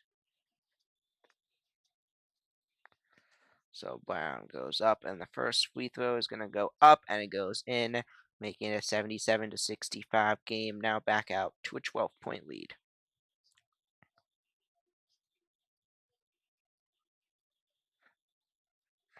And a player that has really stuck out for the Celtics today, you got to say it, Derek White, scoring a ton of points, currently at 22, and he's just had a day. Also, Jaylen Brown has had a great third quarter. Now up to 15, about to be 16, yes, now 16 points. As it's now going to be a 78-65 game. A movement. Wagner with it. Wagner falls down there, and looks like the teams are going to call. It's going to be the end of the third quarter, so we'll be back in a moment. That's going to do it for the third quarter. We'll be back in a moment for the start of the fourth.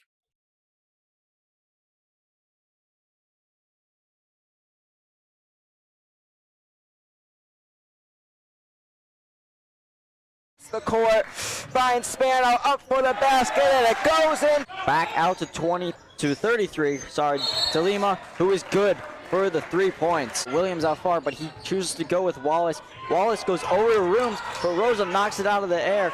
A quick pass to Philip Santor, looking for a layup. No good.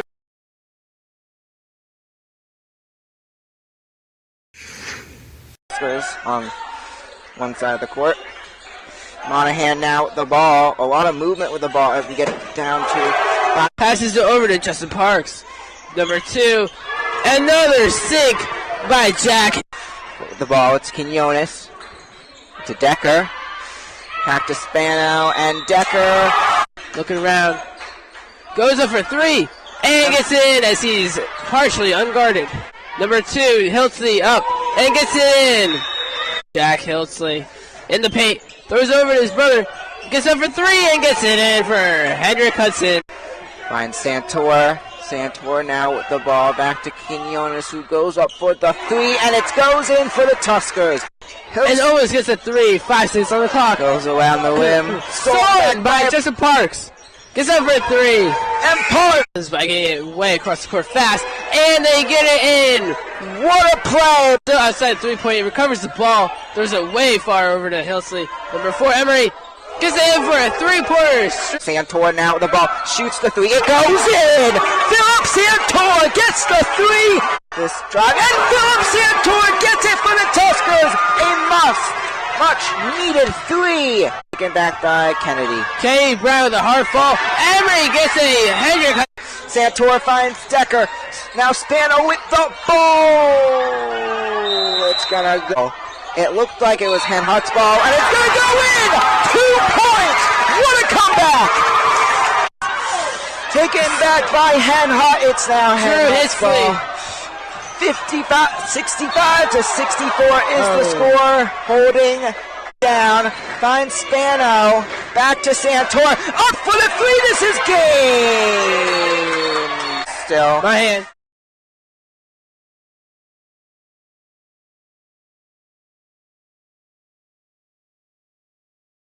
To 64. So I'm here with Coach Violante. Now, how do you feel about the team's performance tonight? I mean, you know, very proud of the effort the boys put to come back after being down 22 points, but unbelievably frustrated with another loss. You know, it's such a great group of guys. come every day to practice and work, and just frustrated they weren't able to get the win. Yeah, I mean, I see the bright side of it. You know, it's a huge comeback, really close game. Now, what adjustments did you or the coaching staff make for the Tuscaloosa this game? Well, for this game,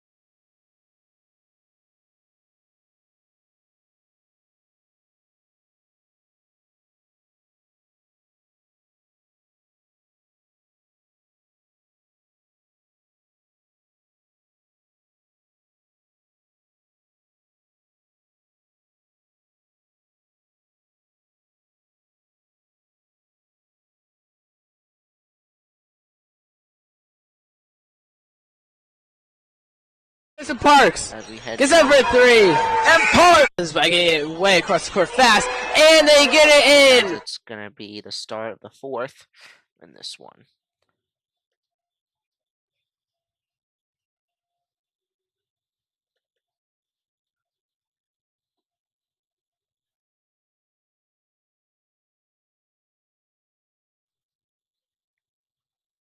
So now on for the free throws for the Magic to start off the fourth. It's Wagner who gets the first one, getting the lucky 66. Now on for free throw number 2. This is actually the end of the third quarter still. As thought they called then, but they still got 0.5 seconds left in the third as they try to get one more. Doesn't go anything, and that will do it for the third quarter. We'll be back in a moment for the fourth quarter. So we'll be back. Stay tuned.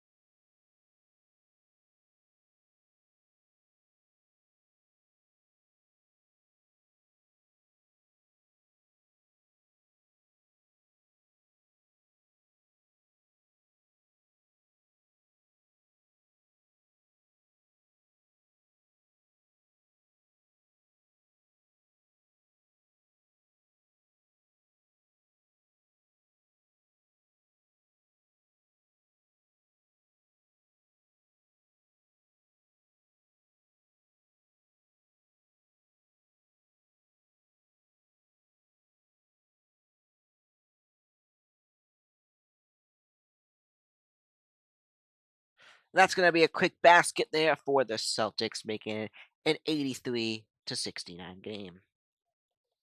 Apologize, didn't realize I was muted as taking it down the court now.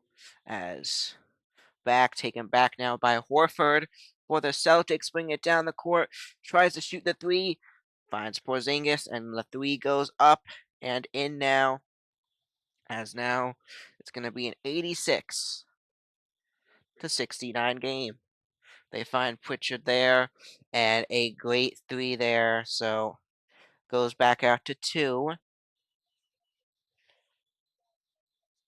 And Hauser with the block there. Going to be taken back by Pritchard, who shoots the. Pritchard gets it, shoots the 3, and that's going to go in. So Celtics now up 86-69, starting to pull away in this one.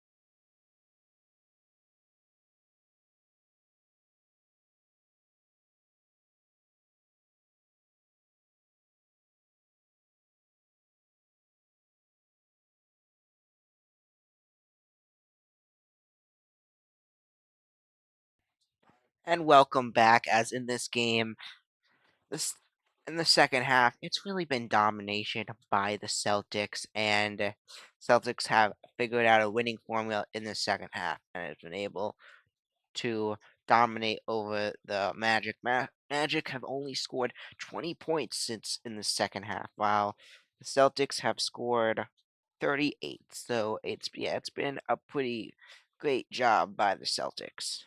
So yeah, I think the Celtics, they just got to not blow this lead, and that's how they're gonna win this game.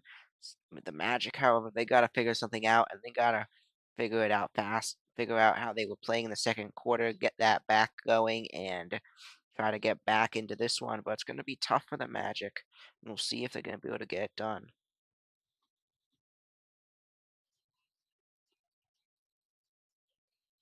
So yeah, game 1.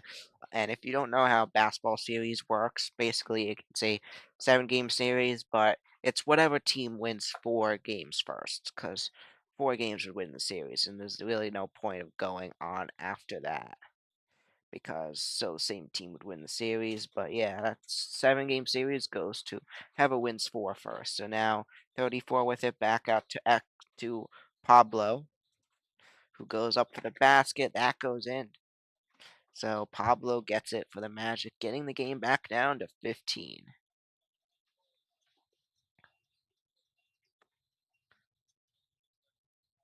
Now they bring it around. With it now is Tatum. Movement for Tatum. Goes back out to Pritchard, who goes up for the 3. That's going to go in. Another 3 for Pritchard tonight. He has got a lot. He has got a lot of shots from behind the 3-point line a lot tonight. As now movement now down. Pablo with it. Wagner out. Also behind the 3-point line as Pablo decides to shoot. He shoots a quick 2 there, a short 2 there, as that is gonna go in.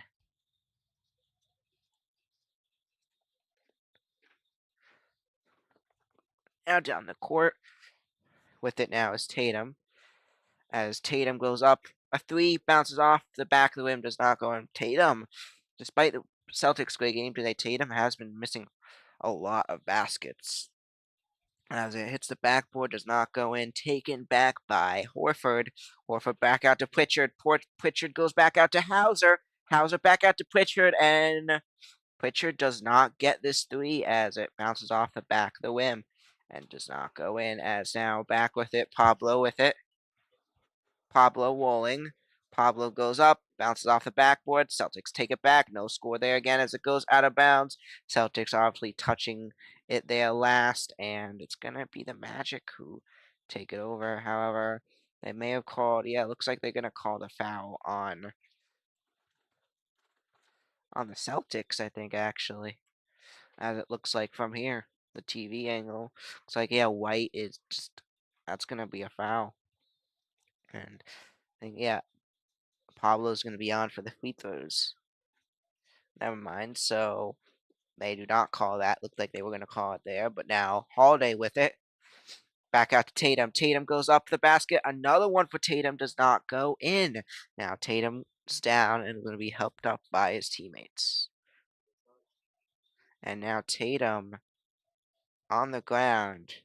But it looks like he's in pain, but it doesn't look too bad. Now it does not look the best.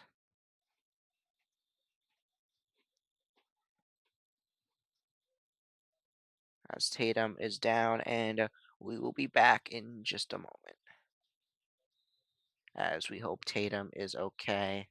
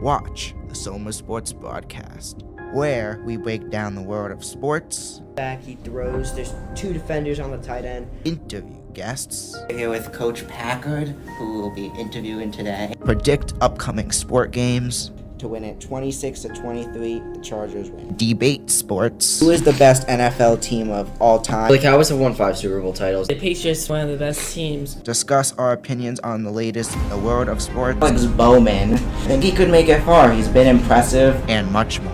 A fumble. This could be game. I'm with Nicky Duffy. Dean Palzall. I would definitely say DP, Dean Palzolo. He definitely had a great game. Just a Hail Mary.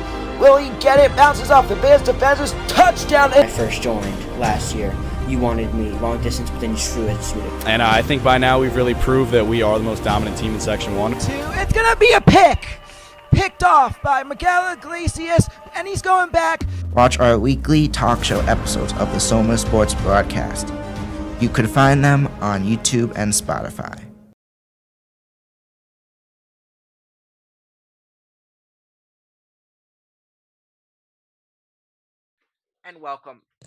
And welcome back, as good signs here as Tatum is already back in the game, helped off and back in. So now White with it. Tatum did go up for 2 free throws and missed both. So now White not able to get the basket in, and now here comes the Magic. Pablo with it. Pablo, probably the top player for the Magic. He was a #1 draft pick just a few years ago for the Magic as #1 overall pick. And he has planned out as he has gotten the Magic to the playoffs for a couple of years now. So White goes back out to Horford. Finds Pritchard. Pritchard with it. Goes up for the 2, and Pritchard's going to go in. 91 on the night for the Celtics now. As now 7:34 left. 17 minutes, and if this game does get to a 20 or more point lead with 6 or less minutes remaining, I am going to call it as it's not much of a game to call it. It's that much of a lead, but with it now, Pablo goes up, and it does not go in.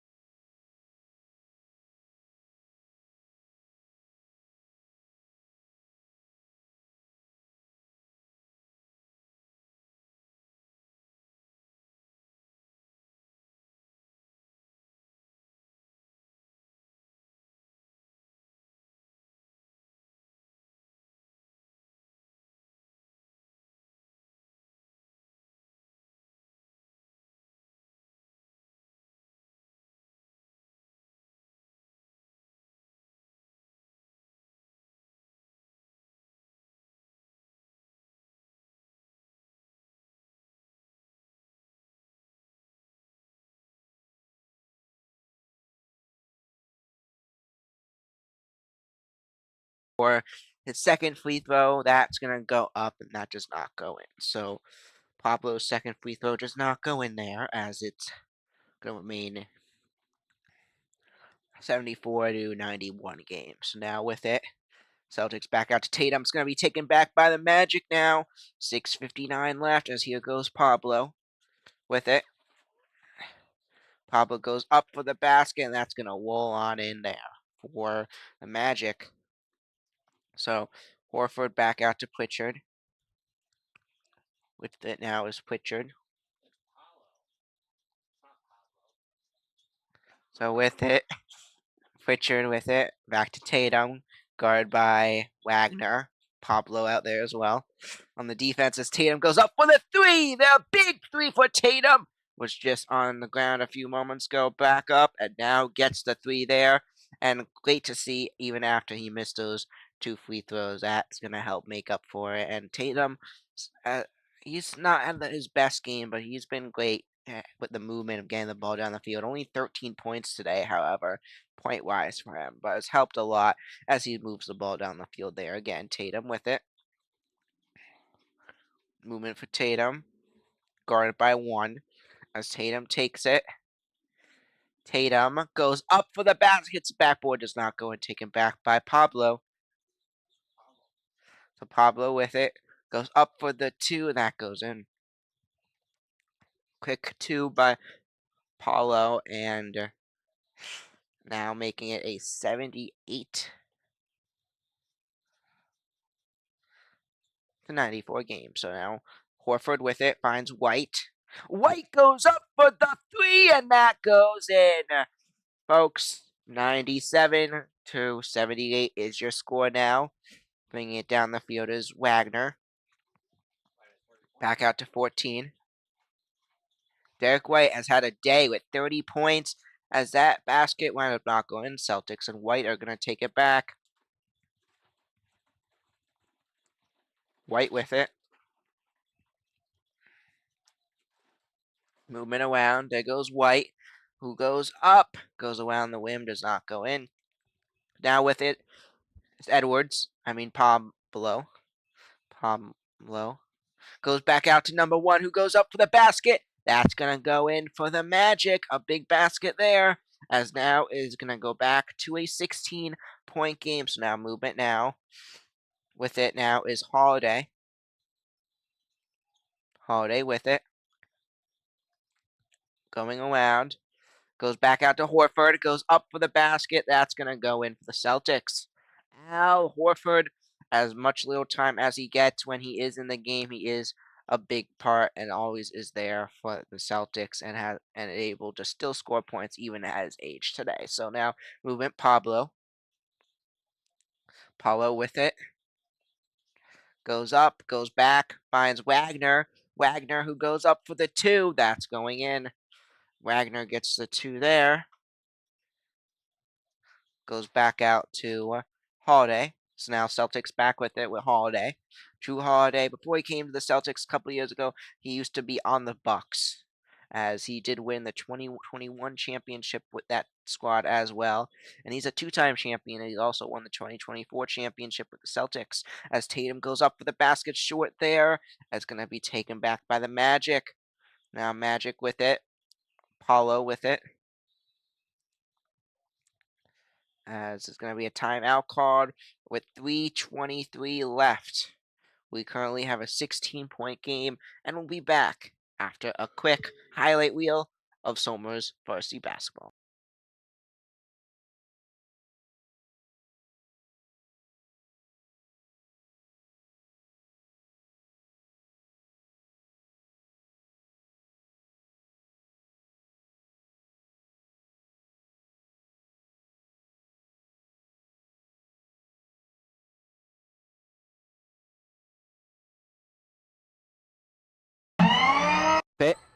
Now throws it Kaczynski for the basket. So far for the Tuskers. Nanuet blocked by Ingram. Ingram with the ball to Aldretti and in for the basket. Contravera up for the basket and back to 32 up for the basket. Number 11. That's the now 15 for up for the 3 and after Kaczynski. Up for the ball, it's stolen by number 14. Back to Contrell, back to Ingram. Tuskers get the bat. They have 3 seconds. They're going up for the 3 and end game. Now Kaczynski with the ball to 14, up for the basket. Pointer is Contrella and up for the 3 is Kaczynski tonight. What a passing game. And Contreras on the play clock, so they have to do this quick. Up for the 3. Did they get it? 11. Deep pass, 24, and makes it for 2. And now back to Aladretti. Up for the basket, and it goes in. So Somers' defense getting tough. 11 makes it up for a layup and gets in. Now there goes Kaczynski for the 3, and it goes in. Ingram dribbling down the court by the Tuskers. Now up for the 3. It's the 14. 4 passes to. Okay, now it's back to 11. Makes it for 3. Oh, and gets it in. Number 4 works. The ball goes in. Stolen by Venezuela. Back to 12. Stolen by 24. 24. And tight defense makes it up.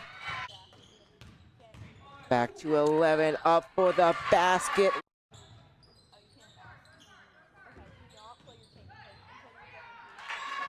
And the Somers Tuskers are gonna advance and win as they move to 6-4 on the season, and the Somers Tuskers are gonna beat the Nanuet Knights.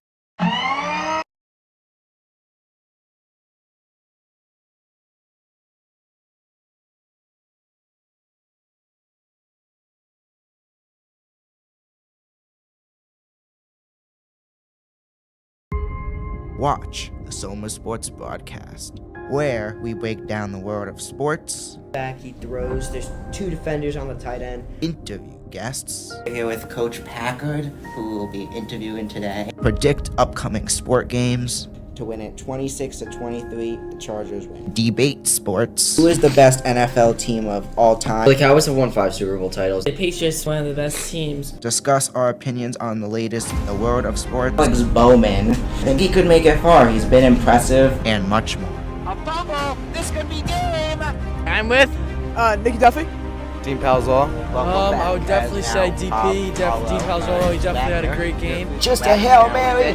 Will he get it? Bounces off the Bears defenders. Touchdown. I first joined last year. He wanted the me. Long basket, distance and finish. that is going to go in for the Celtics. So that's going to go in for the Magic. So Magic and Wagner gets it in. So now movement down the court as it goes. Back out. It's 99-85. It's a 14-point game currently. Pritchard goes back out to Tatum. And stay tuned, as after the game, we're going to get an exclusive look at an interview from the Soma Sports Broadcast.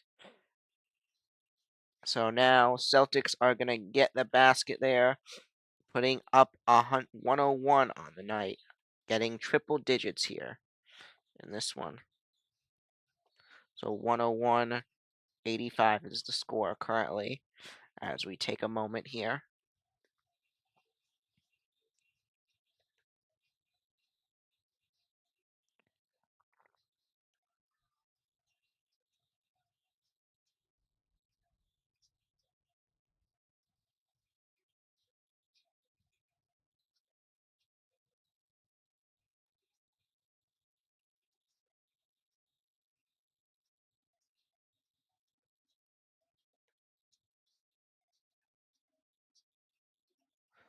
So now on for the free throws. It's going to be Paulo and the first one goes up and in. Now Paulo on for a second free throw. It's going to go up and it goes in. It does not go in. So now with it is White. White back out to Tatum. Tatum back out, finds Holiday. Holiday with it now. And that's going to slide out of bounds. So he loses it there. And it's going to be the Magic's ball. So now with it, the Magic. With it now, number 22, Wagner. Taking it. Wagner shoots the 2, hits the back of the rim, does not go in, taken back by the Celtics. Celtics with it now, so White bring it down the court now. Back out to Tatum. Tatum with it, still has it. Walling goes up for the basket, and that's going to go in for Jason Tatum. Jason Tatum gets the 2 there. Not a ton of points tonight, but when he is needed, he is able to get the points in. So it is a bit of a lead here. So now with his Paulo. Loses it there. Picked up by Porzingis, but looks like that Paulo is gonna be shooting the free throws here. 1:14 left in this one as now Tatum comes on in. And it looks like Porzingis comes on in. It looks like we're gonna have the scrubs now coming in for the Celtics as starters head to the sidelines. Horford also in, as now we got Porzingis, Hauser, we got Pritchard, Hauser, and we still have White in. So you know that's Walsh, and 26 also in there for the Celtics. Derek White, Great game, 30 points for him today. A great start of the playoffs for Derek White. So now 35 with it. Looks like the Magic have their backups in as well. Slugs out there. Back out to 2. Who goes up for the basket? Hits the back rim. Does not go in. Taken back. Number 20 of the Celtics now has it. Movement down the court as we get down to 59 seconds. Pritchard's still in, however. I don't know. I'm surprised they have Pritchard in, but they do have Pritchard in. Goes back out to 12. Back out to Pritchard. Pritchard with it. Goes back up. Number 20 for the 3. That does not go in. Now taken back by the Magic. Clock goes down and it goes back out. Taken back by the Celtics. So now Celtics with it. That's Pritchard. Movement for Pritchard, guarded by 2. And he's just trying to let the clock run out. Dribbling it as he's going around number 2. And yeah, they're figuring that out. Walsh out there as well. In the corner as we get down to 5 seconds. Let's see if Pritchard's going to try to do something. They're just passing it. It's going to wind up being the Magic's ball as the shot clock goes down to 10 seconds left in this one. As it looks like Celtics are going to be heading to victory in this one.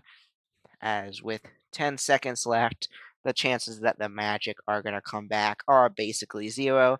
As the clock ticks down to 4, 3, 2, 1, and that will do it for this one. The Boston Celtics are going to take this one 103 to 86. That is your final score. And the Celtics take a 1-0 lead in the series. I want to thank everyone for tuning in. And stay tuned as up next is an interview with Somers varsity football assistant coach Cleary and then assistant coach Packard. So stay tuned for those. But thank you everyone for tuning in today and have a great night, everyone. Celtics take this one 103 to 86 to take a 1-0 lead in the series. And I gotta just say before I go, player of the game's gotta be Derek White. Derek White just had a great day overall. But that's your final score, 103-86. Have a great day, everyone, and I'll see you next time.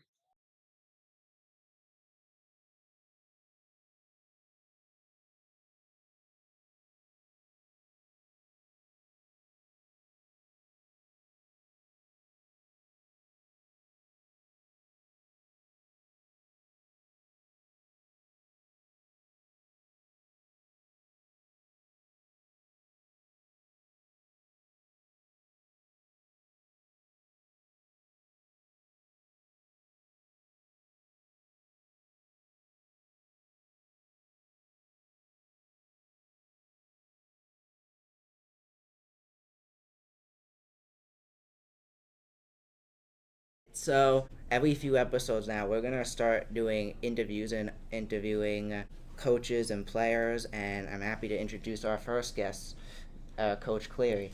Hey everybody, thank you to Benny, Jaden, and the entire club for having me. Very excited to be the first guest. I believe that is the case, right? That is an honor, and really excited to see where this club goes from here. Yeah, of course. We're gonna get started off with the first question. What inspired you to become a coach? It's a wonderful question, and it's, I think, a good one to start with. There's a lot of different answers that I think I could pull from. One of the biggest inspirations for me personally, though, was my high school football coach, Tony DiMatteo. We, as some of you may know, dedicated the high school field to him this past offseason. He, in terms of being an influence in my life, is without question, I feel, the largest, especially specific to individuals I worked with here as a student and as an athlete. From there as well, the gentleman that I'm fortunate enough to still coach with, right? Coach Packard was my modified football coach. He was also my JV football coach, and then again on the varsity level, Coach Mike and Coach Anthony DiMatteo were both, again, themselves really major influences within my life, and seeing what they were able to provide to me, really I do feel inspired myself to give that back in any capacity and any way I was able to. From there also, do special shout out I would have to give is to Coach Castellano. He's currently coaching in Westlake, New York. His son was my college roommate, and I was able to be a part of some of his big games their first season at Westlake. And so while my own experiences here at Somers were a huge role, that also had a really big part in it in that specific instance. And the Westlake Wildcats are also themselves undefeated on the season as we are, so it's a little special shout out for them, Mark Castellano and Coach John Castellano. All right, so the next question is, how did he work up to where you are now as a coach? So currently I'm the assistant coach for our varsity program. My first year was 2016. I started coaching the junior varsity and the freshmen. I had the fortune of doing that with Bob Antonucci and Steve Jackson. Coach Antonucci himself is another individual who has been involved in so much football for, when you total it all up, about 35 years. So being able to work with him in that first instance, I think was a really beneficial experience for myself. After that, in 2017, I started here as one of the varsity assistants. There was a brief intermission in that. I did teach and coach at Horace Greeley High School for a single year in 2018. It's another special shout out I do have to give to Coach Joe Kearns down there at Horace Greeley. He stepped down last year, but again, in terms of being an influence in my life, he did a really nice job showing me how to do it in a different area, right? Somers was all that I knew, and that experience in that year there, something I'm very thankful for. Following that season, 2019, I came back here to the high school program, and I've been coaching here ever since, and really glad and lucky for that. What role did you play as a coach? So personally myself, I am the linebackers coach on defense. That is my position group. That is something that I take a lot of enjoyment and pride within. On the offensive side of the ball, I help the wide receivers, specifically with their individual offensive skills, drills, getting them a little bit better to perform to high levels on Friday nights. But that is how I would best describe it. I'm the linebackers coach on defense, and I help with the wide receivers on offense. And the next question, how do you prepare your team for a game? Again, that's a group effort, as I think you can all understand. We all have different roles in how we prepare, but the first answer, I think, it starts with film study. Is the key to, I think, any sport and any great coach. They will tell you is you will understand how it is you need to game plan based off, again, the teams you're seeing, what their tendencies might be, what type of players they may have, and what their capabilities then might be. And then from there, it comes down to leaning into your routines, right? Trusting what you've established in the course of the preseason into the regular season, and really maximizing those opportunities. That's where I give our athletes a tremendous amount of credit, because they come day in and day out, work to consciously get better, and that's something that I really do take a lot of enjoyment and pride within. Specifically the pregame routine, though, I do something, it might be a little bit different, but I work the linebackers through a visualization routine and a technique that I do feel helps put them into the appropriate headspace, and it also allows them, with the nature of visualization, to put themselves in the position they'll hopefully be in throughout the game, right? So as we're going through that, that's something that I've really enjoyed working with them, and I've gotten feedback that it also does help. There's also nothing better than being in halftime and then saying this is exactly what we've already spoken to. They've already seen themselves in those moments, and then again, another 24 minutes of doing what we need to do. So what about coaching do you enjoy the most? Back to the first one, there's so much in terms of an answer on that narrowing it down is difficult, but my favorite part about coaching, and it's not exclusive to football, any of the sports that I've coached in the past, whether it be girls basketball, even again, there was a time I was a girls lacrosse coach, I've done modified baseball my year in Greeley, it's seeing a group of individuals come together then for a common goal, right? You can have all sorts about your personality and what maybe drives you as a person, but putting that group then of people together, and as I've stated, working through and towards those common goals is one of the coolest experiences I feel I'm able to be a part of.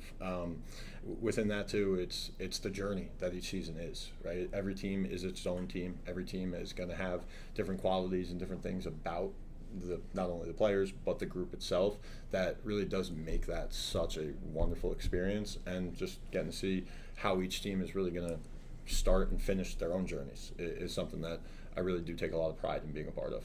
Last thing, what is your most proudest moment as a coach? And I know I've said this now a few times. It's difficult to narrow down without question, but I think I would be a little remiss if I did not speak to the state championships that we've been able and fortunate enough to be a part of through a lot of the hard work and dedication of our student athletes. Even still, I think both of you as sports buffs and fanatics, you'd imagine that the game that we lost was it was a difficult moment, but in terms of those athletes' resilience and the way that they responded throughout that entire game, and then just for me as a coach to be a part of not only as the entire journey leading up to it, as I said, but they went toe-to-toe with a team that was tremendously capable in every facet of the game, as I felt we were, and we didn't get the breaks and the ball bounces that we may have needed to surpass, but there was never a moment where I doubted their competitiveness or their drive to really try. And following that, then the next 2 years with being, again, fortunate enough to win back-to-back state championships, seeing the resilience of the juniors who rose into that senior leadership role and really knew what the expectation was, because again, we were bringing a lot of individuals back. That was something that was humbling in every aspect to, again, as I said, see them set out for a goal and accomplish it, and then again, being fortunate enough to do it the following year was something that I can never speak highly enough about. Also, just back to my first answer a little bit, Coach DiMatteo stepped away in the COVID season of 2020. So for me, it was something that after the fact, I realized that an individual who coached for, I believe, 50 plus years, was part of a countless number of wins. He's currently the number 2 all-time New York State leader in wins as a head coach. So for myself to be a part of what then was his last final high school game, it was also, due to the shortened season, something we look at as the section championship game. We were able to beat a very talented John Jay team, who ironically enough we are also playing this week. Being a part of that and being a part of his last staff is something that I truly am proud of, and it meant a lot to me, really and truly. Wow. All right, well, thank you for coming today. Absolutely. And, thank you guys. This was awesome. Thank you. Again, hopefully you'll see me back here again. Maybe towards the end of the season we can recap and see how the journey went. But I appreciate your guys' time, and I want you all to know really in terms of what makes me proud is seeing what you guys are doing with this opportunity and seeing what you guys are doing with this club. It's really great stuff, and I think it gives a really nice avenue, not only for the athletes, but for sports fans as yourself. So thank you guys. Seriously. Thank you. Absolutely.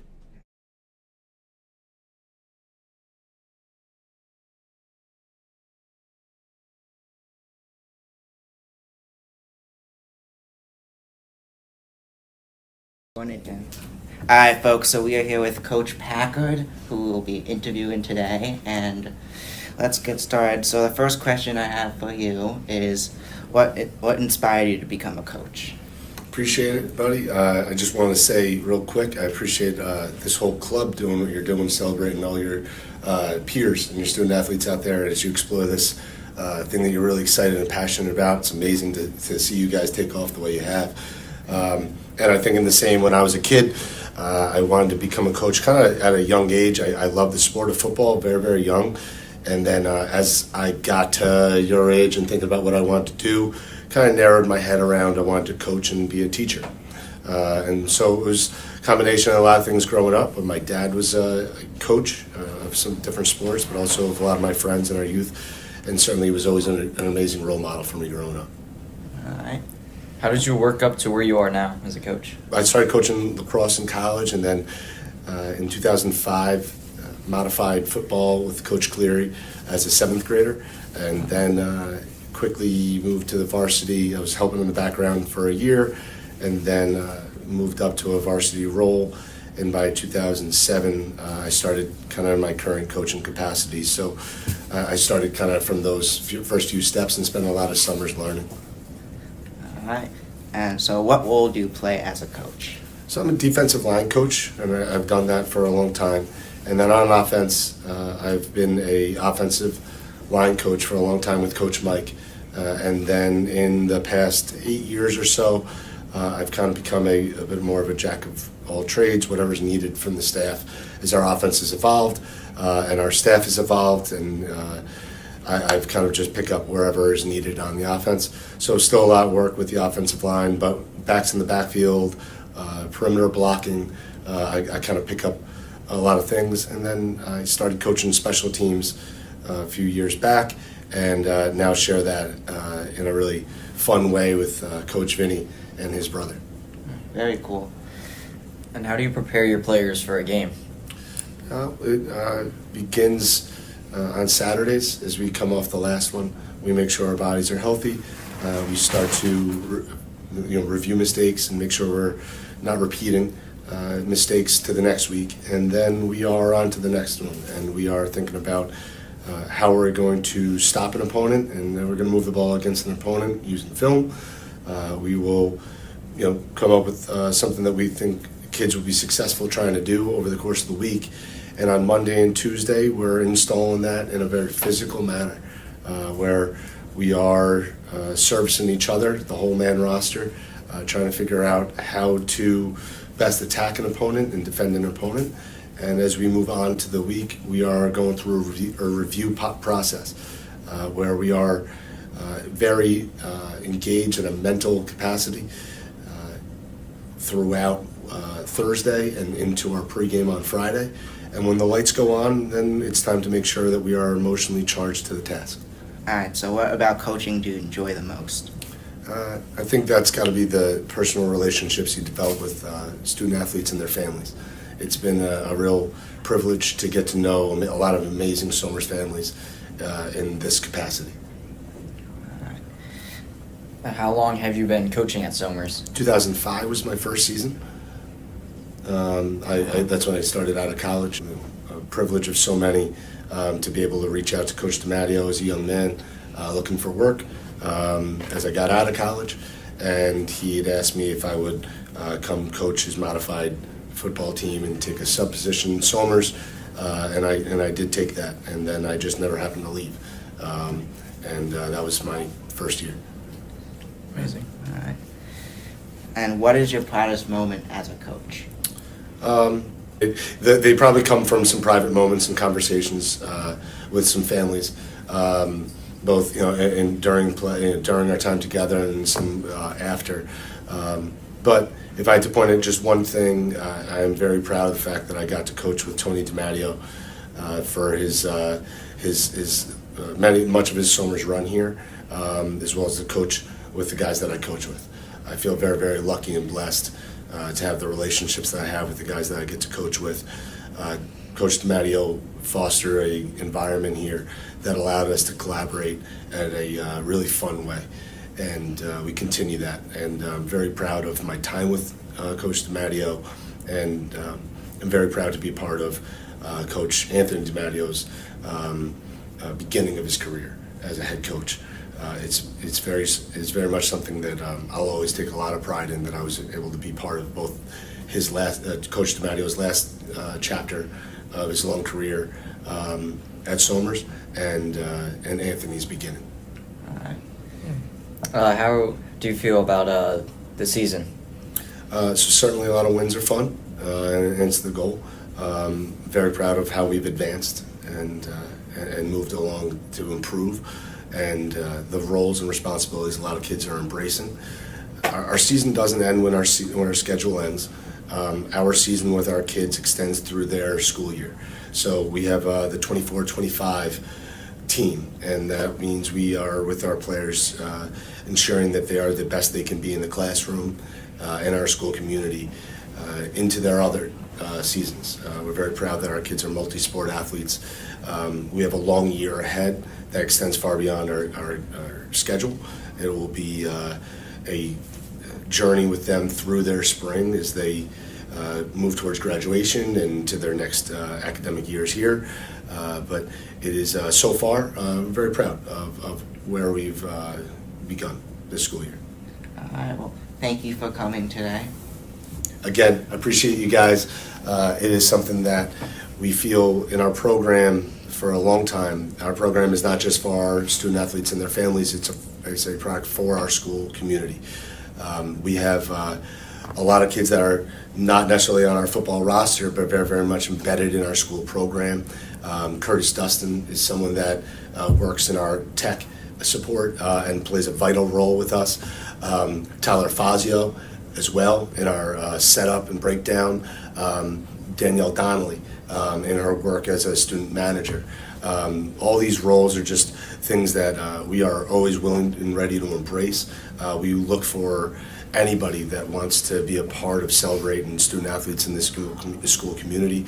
You've all done an amazing job of that so far in starting this club and your broadcast. Thank you. We really do appreciate your celebrating your peers and creating this for a lot more opportunities for Somers kids. And we're always looking for anybody that wants to be a part of our program in any way that they want to.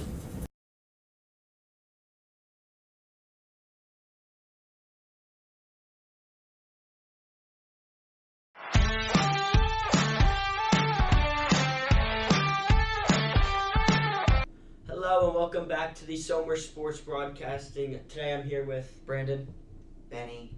and so first up we have our New York Giants players interviews. So I am here with Andrew Thomas, and first question I have for you is, what position do you play and why did you choose that position? I play left tackle, and honestly, left tackle chose me. I didn't choose that position. I was a bigger kid growing up, and that's the position they put me at. Very cool. And what is your most proudest moment in your football career? So far, I would say our playoff win a few years ago. I think that was 2022. That was a great experience for the Giants. Yeah, most definitely. That was a great win. And what is one NFL player you look up to and why? Growing up, Ray Lewis was somebody that inspired me, just the way he approached every day, the way he worked hard. When I was really young, I used to play defense too, so I love how he played linebacker and approached the game. And what is the toughest challenge you have faced in your career? I would say this upcoming year, this is my first time having a surgery of this magnitude, so it's definitely going to be a challenge for me, but I have my mind on right. I'm going to do everything that's necessary to get back for the season. And finally, how do you feel about the Jameis Winston signing yesterday? I'm excited. He's a great player. I think he brings leadership characteristics to our team, and he obviously has a great personality, so I think he'll be good for our locker room. All right. Thank you so much. Here with Tyler.